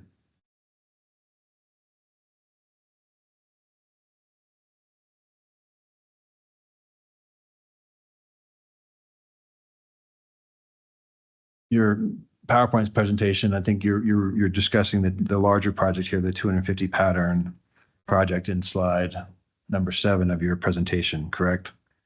Correct.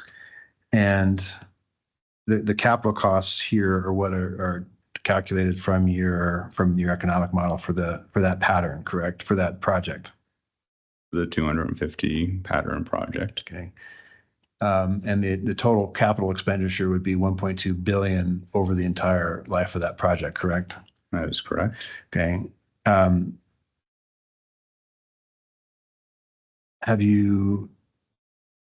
We heard yesterday in testimony from Mr. Wheeler about the financial status of the company over the last 2 years. How will Empire finance this project of $1.2 billion? We'll get funding for it. It won't be a problem. Who's going to fund it? It'll be funded by investors. Okay. Have you prepared any statements for investors to consider how Empire is going to pursue this project? We kind of got to stop this pollution first before we can ever go to raise money. Okay. So Empire has undertaken no steps at this point to put together a proposal for developing any investment for this project. Is that correct? There's been discussions, upper management and things had discussions of this project in particular with people that would be able to well fund it. Okay. But we cannot move past initial discussions until you stop the pollution into the reservoir. Empire's had discussions with potential funders? The investors, chairman and things, yes, he has.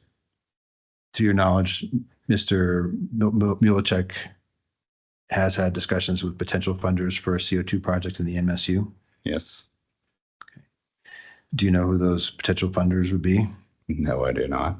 Okay. Have you obtained any bids or estimates for any of the wells facilities or other costs that would be required to undertake this a CO2 project of any kind in the MSU? We have, at this point in the process, we have estimates as you don't really go out to bid until you're ready to buy equipment. So you do have estimates for costs for a potential project, yes? They're in the model. They're in the model. Okay. Have those, what are those assumptions based on? As, you know, they're based on the rough price of what the equipment would be that you would plan to acquire it for, the pipelines, the facility, the wells. Did you provide any basis or substantiation for the assumptions made on those prices in your testimony? You're early in the project and all of it, so you make the assumptions. You don't go out for bids. And we discussed your starting price of oil at $75 a barrel, correct? Correct. I just happened to look at the oil price last night, and it's down to $58 a barrel or something. And have you run any? I think you already answered this question, but just to be clear, you haven't run any other models on a variation or range of prices. Agree? There wouldn't be need to at this point in time, Why not? because 75 is a good, starting point at what was, whenever the model was ran at the beginning of the year, and you're not starting the project right now until we get this cleared up. And if you look in the history of the oil, that's a very reasonable starting point for where we're at. But you didn't run a flat price scenario, did you? Yeah, no one would really do a flat price scenario for a 42-year project. Mr. Merrick ran a flat price analysis for the MSU water flood, didn't he?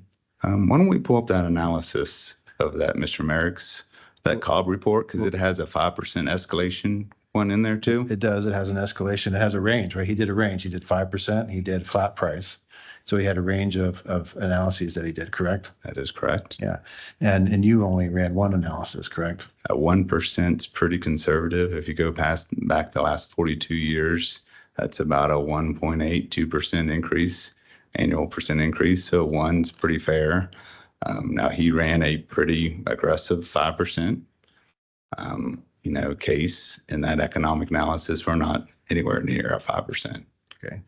And is our past performance an indication of future performance, Mr. West, in your experience?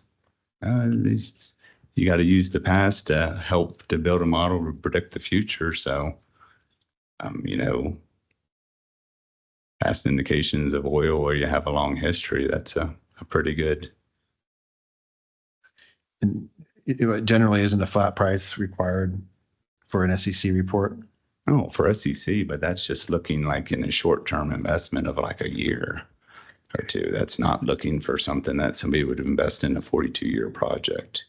Another assumption. I'm sorry, I didn't mean to interrupt you. If we took Mr. Merrick's project, right, where I think it was an $18 a barrel oil, and if you just took that as a point, they ran a flat case and a 5%, and if you took that and escalated to the beginning of this year, that was about a 3.88% increase annually. So, we kind of undershot on the one, maybe overshot. I mean, he had flattened out after a while. So, sure. I guess my point simply is, though, Mr. West, that he provided a range of potential outcomes, not just a single scenario. Correct? Correct. Okay.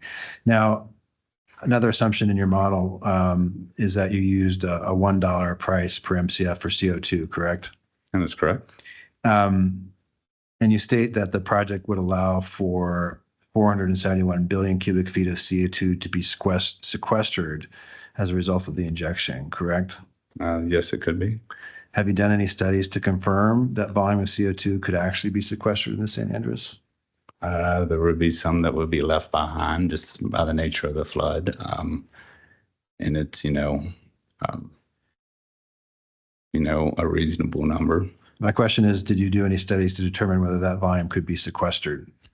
Any extra studies? No. Okay. So that was just a reasonable number that you chose as a potential amount that could be sequestered. Yeah. So talking with, other people, the staff and things and putting together. Yes. Okay. And you, among other experts on behalf of Empire, have testified that there are natural fractures all through the St. Andrews and Grayburg, correct? That is correct. Causing the formations to be in fluid communication, correct? That is correct. How would this project ever qualify for 45Q tax credit just based on Empire's testimony and exhibits that it has presented in this case? So the top of the reservoir, there's an established, used to be a gas cap up there. And so you've got an established gas cap up there. Also, you've got a really pretty good perm barrier around zone 3 or 4 in the Grayburg. And that part, that's a baffle. There's multiple ways you can go about it. You could flood zone 1 and 2 with a lot of water to add another water cap, which is very common in a CO2 project. So there's a lot of different ways to add extra barriers in. Have you evaluated, I mean, beyond just conceptual discussion, have you done any actual engineering or geologic determinations to confirm whether that would meet the requirements of a 45Q tax credit? We'd have to, we have sister companies and things that do a lot of that business. And it seems reasonable that we would be able to go through all that engine, but there's a lot of expense and a lot of things to go into that. And we can't really move forward with an investment while there's ongoing damage to that ROS. Well, my question is though, have you done any determination? I mean, you're making a big assumption that it would qualify and it would have a big impact on your economics, correct? If you can qualify, it has a big impact on the economics for this project. Agree? It's not necessarily solely on the sequestration. I'm asking, so part of the assumption is that you can qualify, or you or the seller of the CO2 would be able to qualify for a 45Q tax credit. Agree? I agree. There's a lot of things that can affect that CO2 price. Okay, so I'm just talking about the model. Okay, you made an assumption that based on the qualification for the 45Q tax credit, you'd be able to buy CO2 at $1 per MCF, correct? I mean, assumption that to be able to buy CO2 at $1 an MCF. And that was based on the 45Q tax credits, agree? That could affect the price of the CO2. When I deposed you, Mr. West, you told me that basis for the 50-cent discount was based on the 45Q tax credit, correct? That's definitely something that can give you the discount. Okay, so if you aren't able to acquire a 45Q tax credit, then what's the basis for the $1 per MCF price? It's a negotiation. You could, hey, I've got this project. I want to buy this much, CO2, and you negotiate different terms. And just to be clear, who would benefit from the 45Q tax credit? Would it be Empire or would it be the seller of the CO2? Not sure. Depends on which way the deal was negotiated. Okay. And when I deposed you, you told me that the seller of the CO2 would be the beneficiary of the tax credit, correct? Probably. I mean, it could be either way, but yeah, I mean. That's what you testified to in your deposition, correct? That the seller of the CO2 would be the direct beneficiary of the tax credit. But I'll believe what you say. I mean, that's one scenario for sure. Okay. I mean, we've not negotiated the contract, so it's hard to say. Okay. Well, I'm not going to spend the time impeaching you, Mr. West, but so the question I have then is, have you had any discussions then with any CO2 suppliers? People within the company have. Okay. And under the 45Q tax credit, would in order to qualify, would it have to be anthropogenic CO2? That's one method. Are you aware of any other methods of qualifying for the 45Q tax credit that are not anthropogenic? I think you can get some if you get, if there ends up being some that stays in the reservoir and it's stored in the reservoir. Okay. And so you're assuming that some is going to be stored in the reservoir, but you haven't done any analyses or studies to confirm what volumes would actually be stored, correct? No studies what volume is concerned, but you put it down in there, not all of it's going to come back. Okay. But you haven't done a study to evaluate how much of that CO2 would likely stay in the reservoir, agree? I agree. We would need to go ahead and gather more core and we would need to do more analysis. You haven't yet done that analysis, agree? That's correct.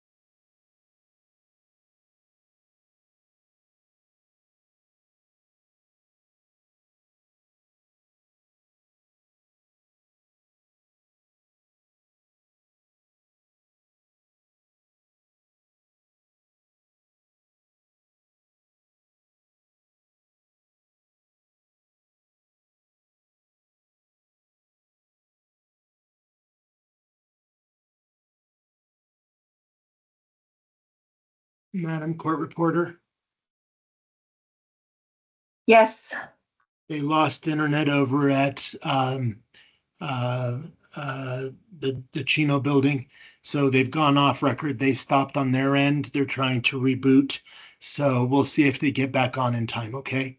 okay, thank you for letting me know. Thank you.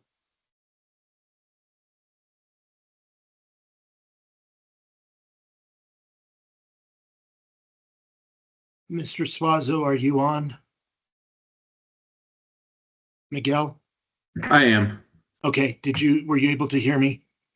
Yes, I was. Thank you. Okay, cool. Thank you.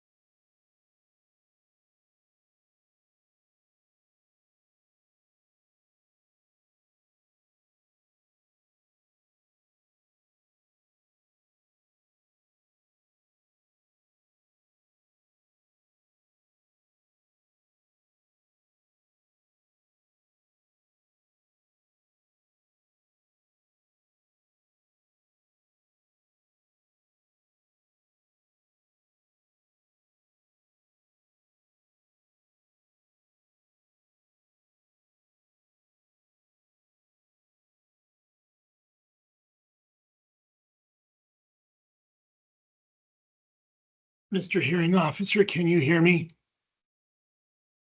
Yes, Mr. Rosatos, I can hear you. Okay, we're back on. We can see you all. All right, great. Madam Court Reporter, we're back on. Okay, thank you. Thank you. Go ahead, Mr. Hearing Officer. All right, great. We're back on the record then, Madam Court Reporter. Yes, sir. All right, thank you. All right, Mr. Rankin, you better speak fast. Mr. Hearing Officer, thank you very much. Mr. West, in terms of the proposed CO2 injection, has anyone from Empire, to your knowledge, met with OCD to discuss Empire's proposed CO2 injection plans to see if CO2 injection would even be approvable by the division in this formation? No need to do that until we get this cleared up first. But then, yes, the intention will be to.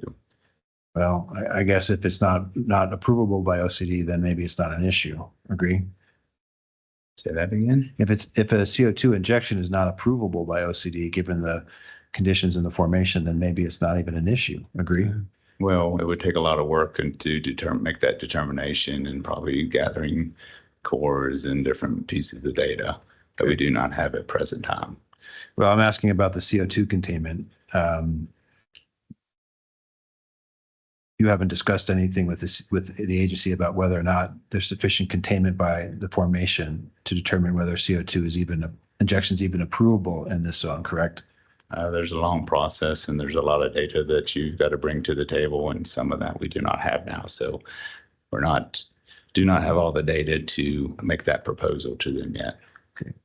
So the answer is you haven't yet met with CO2 with the OCD to discuss whether it would be approvable, correct? That is correct. Okay. Are you aware that there's a history of fluid communication between the Grayburg and the overlying Penrose and Queen Formation? Objection states facts, not an evidence.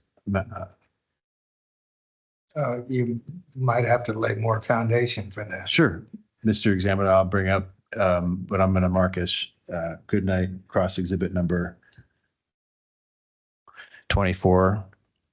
As soon as I get my screen sharing, I'll pull it up so everyone can see it. Mr. Hearing Officer, this is a pre-hearing statement in case number 12320 before the division, oil conservation. I believe it's before the division. And this is regarding an application by Chevron for the approval of additional water flood injection wells in the EMSU. I'm going to move this pre-hearing statement and its attachment as Goodnight Cross exhibit number 24. I'll share it with Miss Hardy. I object. I think a pre-hearing statement is an argument filed by a party. It is not any sort of evidence submitted in a case. Well, I'm not hearing what it's being offered to prove. I mean,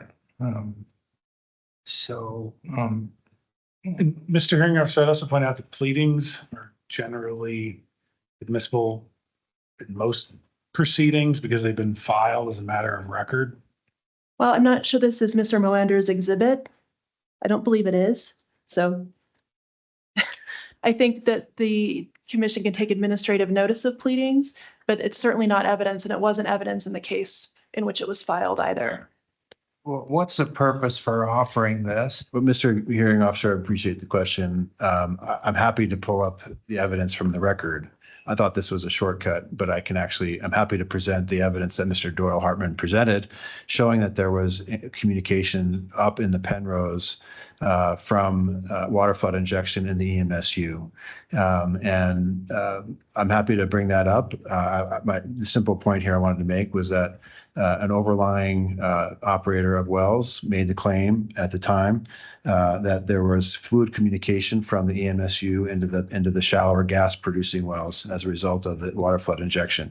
And I'm happy to do it. I can go into the OCD records and pull up the data that shows where wells that previously had not been producing water, that are gas producing wells, started producing water following the water flood injection. Okay, well, I'm going to take that statement as an offer of proof as to this potential exhibit. But my understanding is you had a pending question with this witness about the communication between the Grayburg and the Penrose, I believe, above it. Yeah, my question was whether he was aware that there's a history of fluid communication issues between the Grayburg and the overlying Penrose. And so my understanding is you're going to try to use this document to establish the foundation for that and then see if the witness has a better answer. That's my intent, Mr. All Chairman. right, then I'll let you make that effort. So, Mr. West, this is a pre-hearing statement that was filed in this case by Mr. Doyle Hartman. He's an operator of oil and gas wells in the shallower formation at the time, and made a complaint and objected to Chevron's application for additional water flood injection wells. And according to his pre-hearing statement, Mr. Hartman states that he's experiencing significant produced water in his Umont gas wells within the boundaries of Chevron's water flood. As the senior VP of operations in the EMSU, are you aware, have you been aware of any issues about fluid communication between the shallower formations and the EMSU? I've never seen this document before. That's not my question. My question is, have you been aware, as the senior vice president of operations of Empire for the EMSU, of fluid communications between the Penrose and Queen and the Grayburg and the EMSU? I know that the Penrose, a lot was the, I believe, right, the gas cap piece of the reservoir, and that's kind of always been in the unit documentation. So I don't think that answered my question. Are you aware of any of a history of fluid communications between the Queen and Penrose and the Grayburg and the EMSU? I mean, if it's the gas is a fluid, so that would be, if that's part of the gas cap, then that's.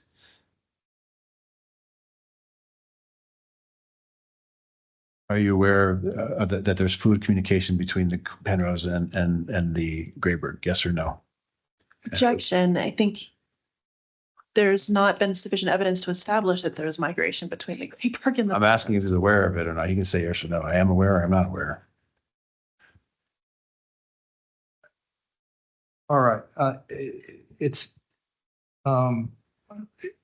I'm going to construe that as a hypothetical because I don't see this statement, Hartman's statement of the case on the screen as establishing a foundation for that. So Okay. We'll treat your question as a hypothetical. There hasn't been a straight answer to it, so it is a yes or no question. Can you repeat the question? Sure. Are you aware of a history of fluid communication between the Penrose and Queen formations and the Grayburg and the EMSU? Is it, as gas is a fluid and it's been considered as a part of the gas cap? Is I'm aware of what the pieces of this case I've never seen that part before. No. Okay. So are you telling me that because gas is a fluid and you have gas in both the Penrose and Grayburg, that there is communication between those formations? Yes. I mean, Okay. Gas is a fluid. No need to move to admit that exhibit, Mr. Hearing Officer. I'm sorry, what was that? No need to move to admit that exhibit, Mr. Hearing Officer. Thank you. All right, it's withdrawn then. Thank you.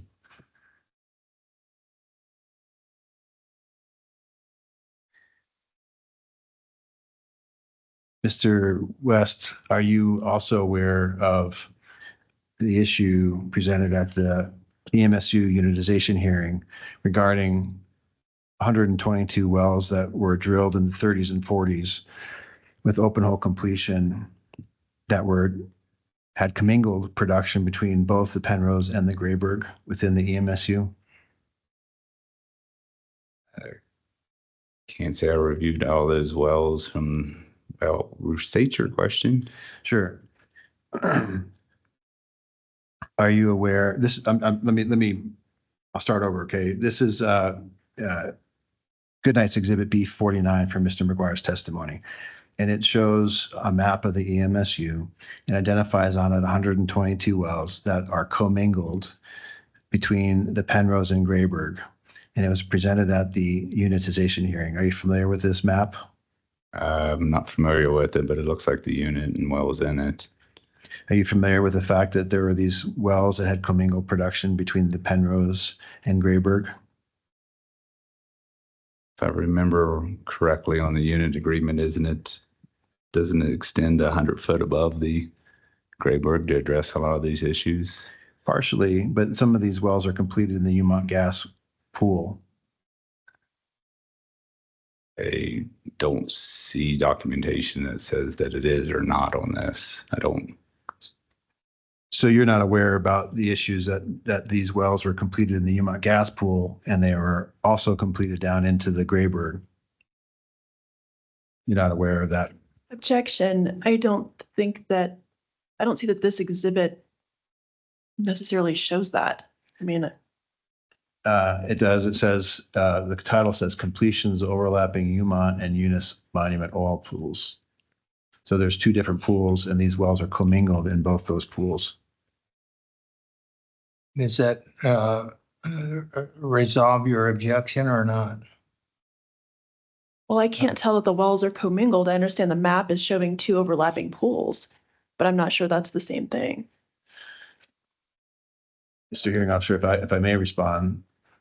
Go ahead. I frankly don't have the technical expertise to evaluate the merits of the objection. Sure. To be So honest. what this map is showing and says is that there are completions, okay, which means that the wells are completed. And there's perforations in the casing that allows them to communicate with the formation. And what it's saying here is that there are completions in two different pools, one in the Umont gas pool and the other in the Eunice pool. So there are two different pools. And the point of this exhibit, which was discussed extensively in the unitization hearing, is that there are these wells are commingled between not just what is intended to be unitized, but also shallow gas pool. Okay, I'll overrule the objection. And my question, Mr. West, is simply whether you are aware of this issue. Number one, are you aware of it? I'm still unclear of the way this is, that I don't necessarily see that it says it's commingled into it. And I don't know what they did from the 1930s to the unitization to each one of those well bores to, to form the unit, if they put plugs in them or not. So That I understand. And that's my question, just whether you're aware of it, whether you have knowledge about these wells, whether they've been addressed or not. And you're telling me that you're not aware, correct? this is an old document, and if I'm aware of your document that you put in front of me now, that's about it. Okay.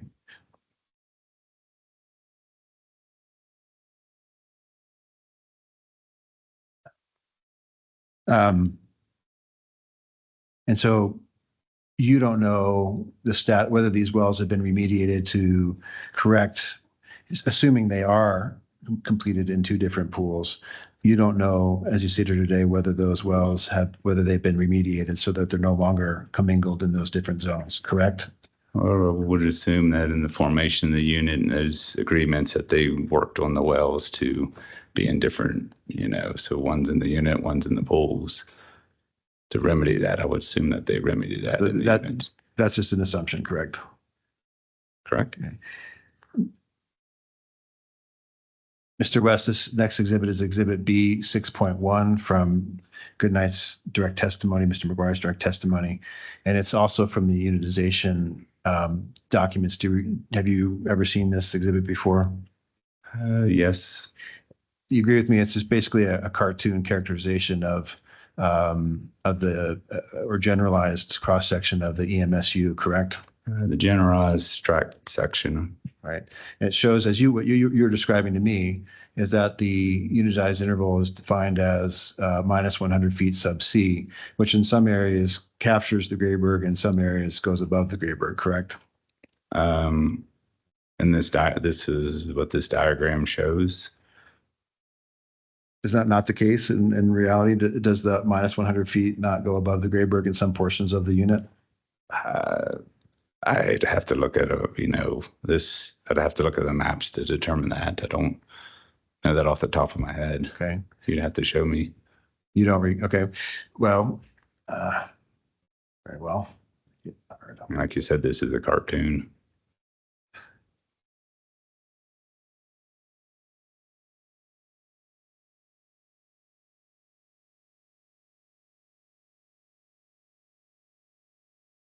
So, Mr. West, this is Goodnight Exhibit F26.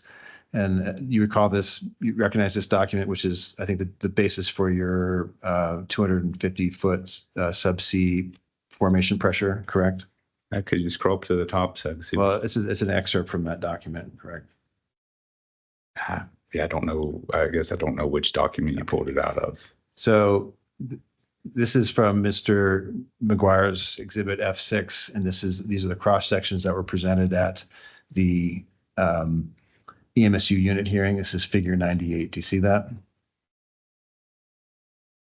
Yeah, figure 98 in the bottom left. And when I scroll through, there's a series of these cross sections, and each one is a different figure from the EMSU unitization hearing. Okay, and it shows that you have the top of the Queen is the black, the top of the Penrose is the green, and the top of the Grayberg is the red. Do you see that? Okay. Yeah, I see that's what the diagram's depicting. So in figure 100 from the EMSU unit hearing, it shows that minus 100 sub C in some places is below the Grayberg, and some places is above the Grayberg, especially as when you get off the structure to the west and southwest. Do you see that? Yeah, I was just looking at the directions. Okay. It looks like it's an east-west line. Yeah. So as you go to the west and you get off structure, the minus 100 sub C goes below, or rather above the Grayberg. You see that? Yes, I see that. Okay. So, and that the reason, as you explained to me, the reason they did that was in order to ensure that they could capture the production from the Penrose, correct? Mr. Examiner, I'm going to object to this entire line of questioning. I don't think it's relevant to the issues that are before the commission. We're not here on a unitization application filed by Empire. This is taking us far, far afield, and we've already taken a very long time. Where are you going with this? Mr. Hearing Officer, Mr. West testified that there's communication, gas communication, fluid communication between the Penrose and the Grayberg. And I'm establishing here that within the EMSU unit boundaries, there's no barrier between the Grayberg and the Penrose. I don't think he did testify to that. And I think Mr. Rankin has attempted to establish that. And it's not an issue anyway. Okay, what is the relevance, even if he? Well, my point here, I think what he said is that if you consider gases as fluids, then there's communication between the two. Right. In answer to your question, assuming that's true, what is the relevance? The relevance here, Mr. Examiner, is that as and when Empire seeks to inject CO2 into the EMSU, there's no containment within the EMSU to hold that CO2 in place. And it's an issue that cannot be resolved by engineering or any type of operational approach. And my point here is to establish on the record that there's no basis for them to inject into the EMSU because there's no way that they're going to be able to contain that CO2. Response? Yes, we are not here on a unitization application, and I can pull up the orders from the commission on the original unitization application, which did refer to tertiary recovery. So it has been contemplated and it has been discussed. And regardless, I think it's not relevant. I think Goodnight is trying to turn this into a case about unitization by Empire on tertiary recovery, and that's not why we're here. One response, Mr. Examiner, I want to make this point very clear, that Empire has said throughout this hearing that the only way to move the RZ oil in the San Andreas is to use CO2. That's the only way to recover the oil. And so it is absolutely at the heart of this case. If it's impossible for them to get approval for CO2 injection because there's no way to contain the CO2, which is a gas, in the EMSU, then it's very critical to understand, very critical to this case. All right, well, I'm going to rule in favor of Empire on this issue. You still have your entire case to put on, Mr. Rankin. You can establish that with your witnesses. Mr. Examiner, because this is Empire's last witness and a critical one, I might ask just for 3 minutes to confer with my clients to make sure I have no further questions. Totally. Thank you. We'll come back at 4:15. Thank you.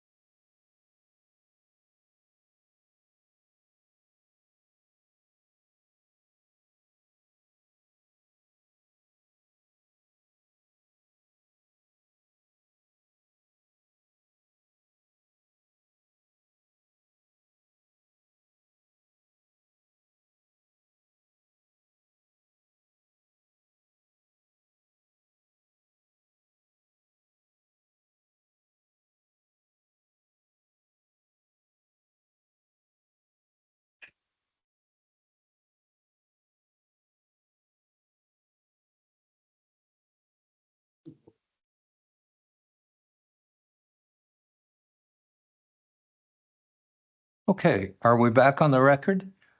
Yes, we're on the record. Okay, great. All right.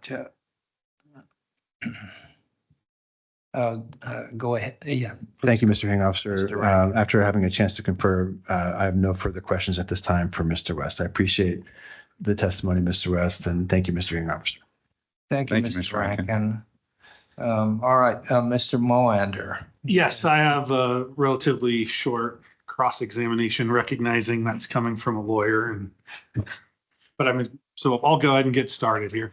I'm going to scoot over a little bit here for you, Mr. West. My voice is not known for failing to carry, microphone or not.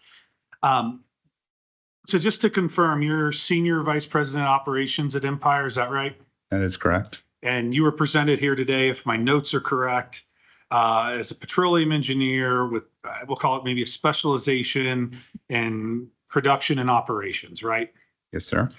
Do you recall what your attorneys in this case filed your direct testimony in this case, and I'll represent that was about August 26, 2024. Does that sound right? That sounds about the right time frame. And then after that, you were called to a deposition on December 3rd and 4th of 2024, correct? Yes, sir. And I asked you some questions that day, right? Yes, sir. All right, we're going to walk through this a little bit because I just want to firm up what was discussed. So at that deposition, you were sworn under oath to tell the truth, correct? Yes, sir. And during that deposition, I asked you some questions about Empire's anticipated plans for development of the RAWS that forms the core of this case, correct? Yes, sir. And one of the questions I asked about that anticipated development plan for the RAWS was whether or not Empire had factored in the Safe Drinking Water Act. Is that right? Yes, sir. And when I made inquiry of you about that, what you testified to is that Empire would handle that issue through surface casing depths and surface casing settings and proper isolation through concrete. Does that sound right to you? Correct for wells, yes. Yeah. And that's what we're focusing on here is the wells. Would you agree with that as well? Yes, sir. All right. And then we had a discussion as well. I asked you about whether or not Empire's anticipated RAWS development plans addressed migration from the San Andres to the Hobbs Channel to the Capitan Reef, right? Correct. And when I inquired about that, you referred me to Empire's expert, Robert Lindsay. Correct. Okay.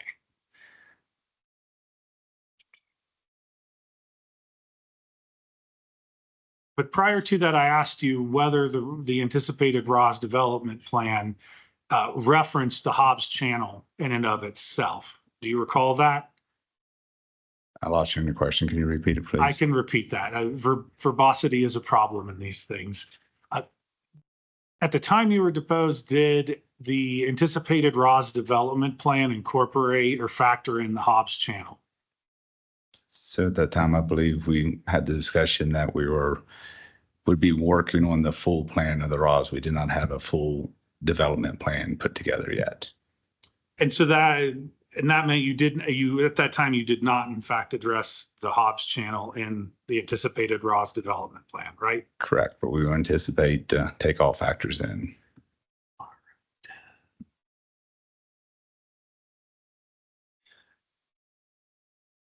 One last question though about the San Andres to Hobbs Channel to Capitan Reef. Aside from referring me to Dr. Lindsay, I inquired whether or not the plan at that time had incorporated that concern. And do you recall your testimony in response to that?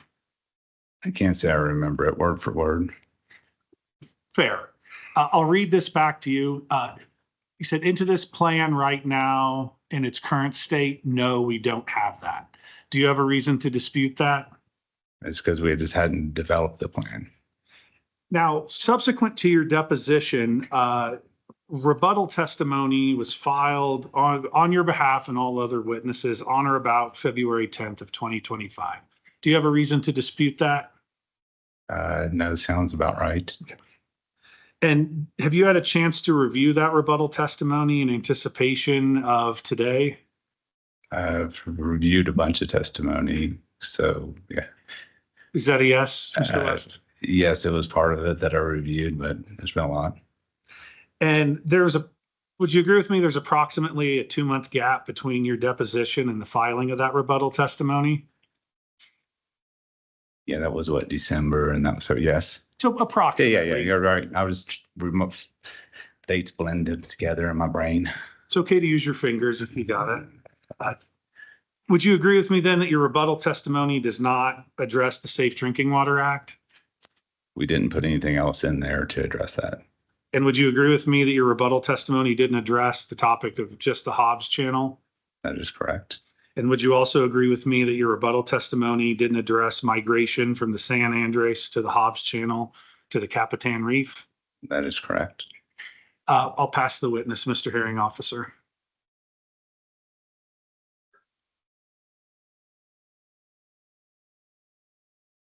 No questions. Mr. Beck for Rice. No questions. All right. Mr. Suazo for Pilot. No questions. Okay. So this would normally be the point when we would turn this over to the commission. Mr. Rosatos, let me bring you into the discussion on that. It's 4:22 p.m. What is to me, that seems a little early to quit on one hand. On the other hand, I want the commission to be fresh and ready for its questioning. What are your thoughts and what is the commission's preference? Ironically, Dr. Mpoma is smiling. So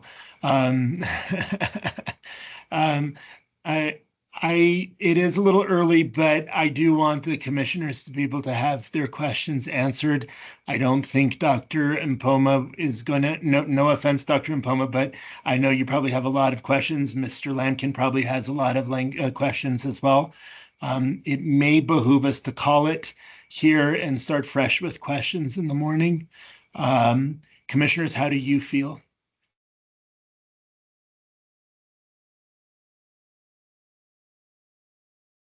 I'm fine either way. That's up to whether or not Dr. Mpoma wants to get into it. Dr. Mpoma. Yeah, but do you have any questions? I have a few.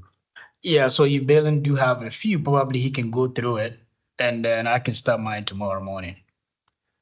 Okay, so let's start with Commissioner Mr. Lamkin right at the moment, and then we can call it, and then Dr. Mpoma can start us in the morning with his set of questions. Sounds like a great compromise. All right. Good afternoon, Mr. West. Thank you for your testimony. I just have a few clarifying questions. The east unit that you guys referenced in your testimony for the depths into the San Andres, do you know where that is on trend with the fairways previously mentioned by Dr. Lindsay? Can you clarify? I'm trying to remember. Okay, clarify. The flow paths of the meteoric water that were discussed. Oh, that big There was I think the Artesia fairway was the fairway underlying the MSU. I don't know if you know if the other unit that you referenced, depth picks, was on the same fairway or not. Yes, it would have been on the fairway as you went up and across. I mean, because that whole fairway would extend all the way from the Guadalupe Mountains all the way up on top of the Central Basin platform to the other side.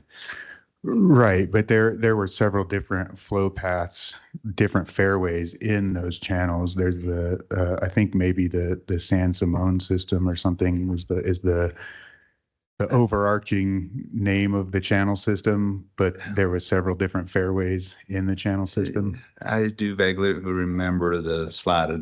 Your memory's better than mine, as I have to say. We might be able to find it and bring it up. Okay. Well, I mean, if your answer would just be interpolating it off of the slide, then that's correct. He's way more of a master of geology than myself. For sure. And the next question I had was with regards to the precipitates that have been discussed from the sulfides in the San Andres water. Can that issue be mitigated by pre-treating with chelating agents? You can, try to prevent the barium scale and different things by different chemistry. Most of the time, you still end up with a little bit of it. It's a tough, whenever it wants to form and bound, it's tough to totally get away from it. We have treated in the field, I can't remember the exact chemical makeup to help to try to prevent with the barium sulfate. But it's a tough one, right? You'd much rather deal with calcium carbonate or something like that where you can, dissolve easily. Okay, thank you for that. On the slide that you guys showed, the radius of influence from the injection volumes from the Goodnight SWDs, do you know how you determined what those radii were? So we took the perfs in there, and that's your, net interval. And then we took the porosity that was referenced. And then you would take out your 30% for your oil saturation. And then just did a 50% net to gross.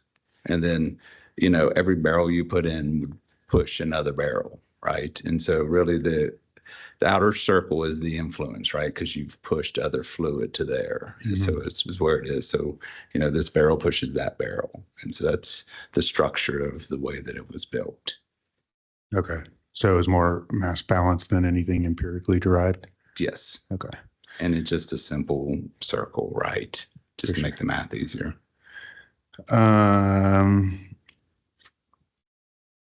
Some of these, the higher vertical permeability zones that have been discussed between the San Andres and the Grayburg Formation, do you see those as being a potential impediment to establishing a successful tertiary recovery project? I think in the tertiary here, you're going to have vertical migration be part of it. And Mr. Metzler had one possible thing that we haven't looked to and would improve the economics too, is the idea of a horizontal injector. So you could lay underneath a bunch and that would save a lot of cost, right? So you drill that, you lay it underneath the reservoir, you let it expand out and let it migrate up through. And I don't think in this field you can get away from the vertical fractures. It's a part of it. It's shown up on the core. Mr. Lindsay's looked back at the RR bell too. It's got fractures all the way up and down at vertical fractures.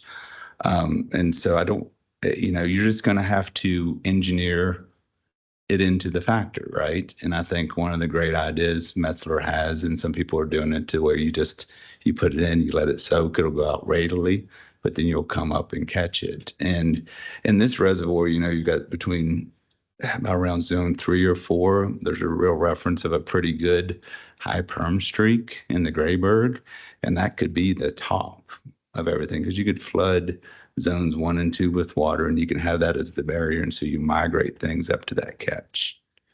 And since those have been the least swept, those would be where you would gather a good recovery oil. So then, the potential EOR project would utilize more of a huff and puff rather than constant CO2 injection? Not a huff and puff. It'd be a constant CO2 or a WAG. Okay. So, well, then how would you create the soaking period if you were constantly pushing CO2?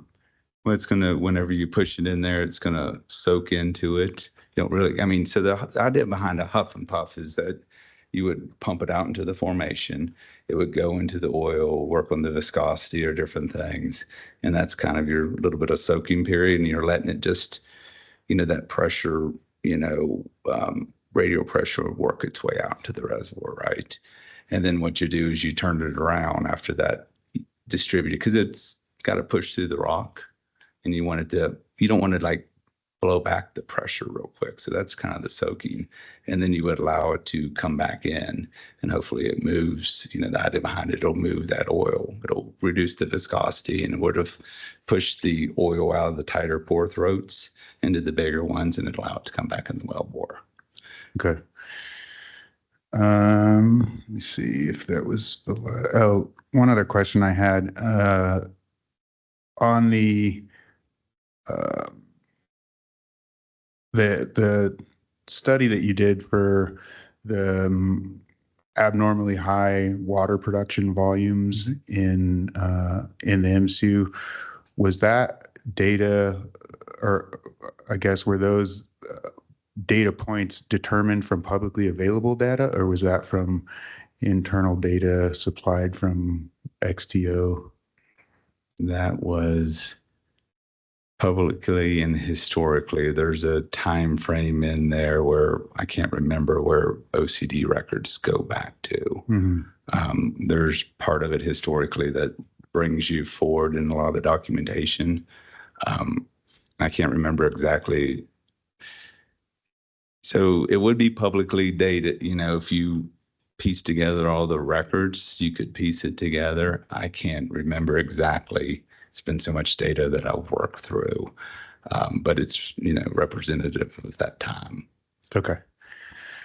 I think that's the last question that I have. Thank you. Good questions. Thank you, sir. Okay, folks, we'll give everybody a chance to rest their brains and their voices until tomorrow morning. We'll be off the record then and reconvene tomorrow promptly at 9 o'clock.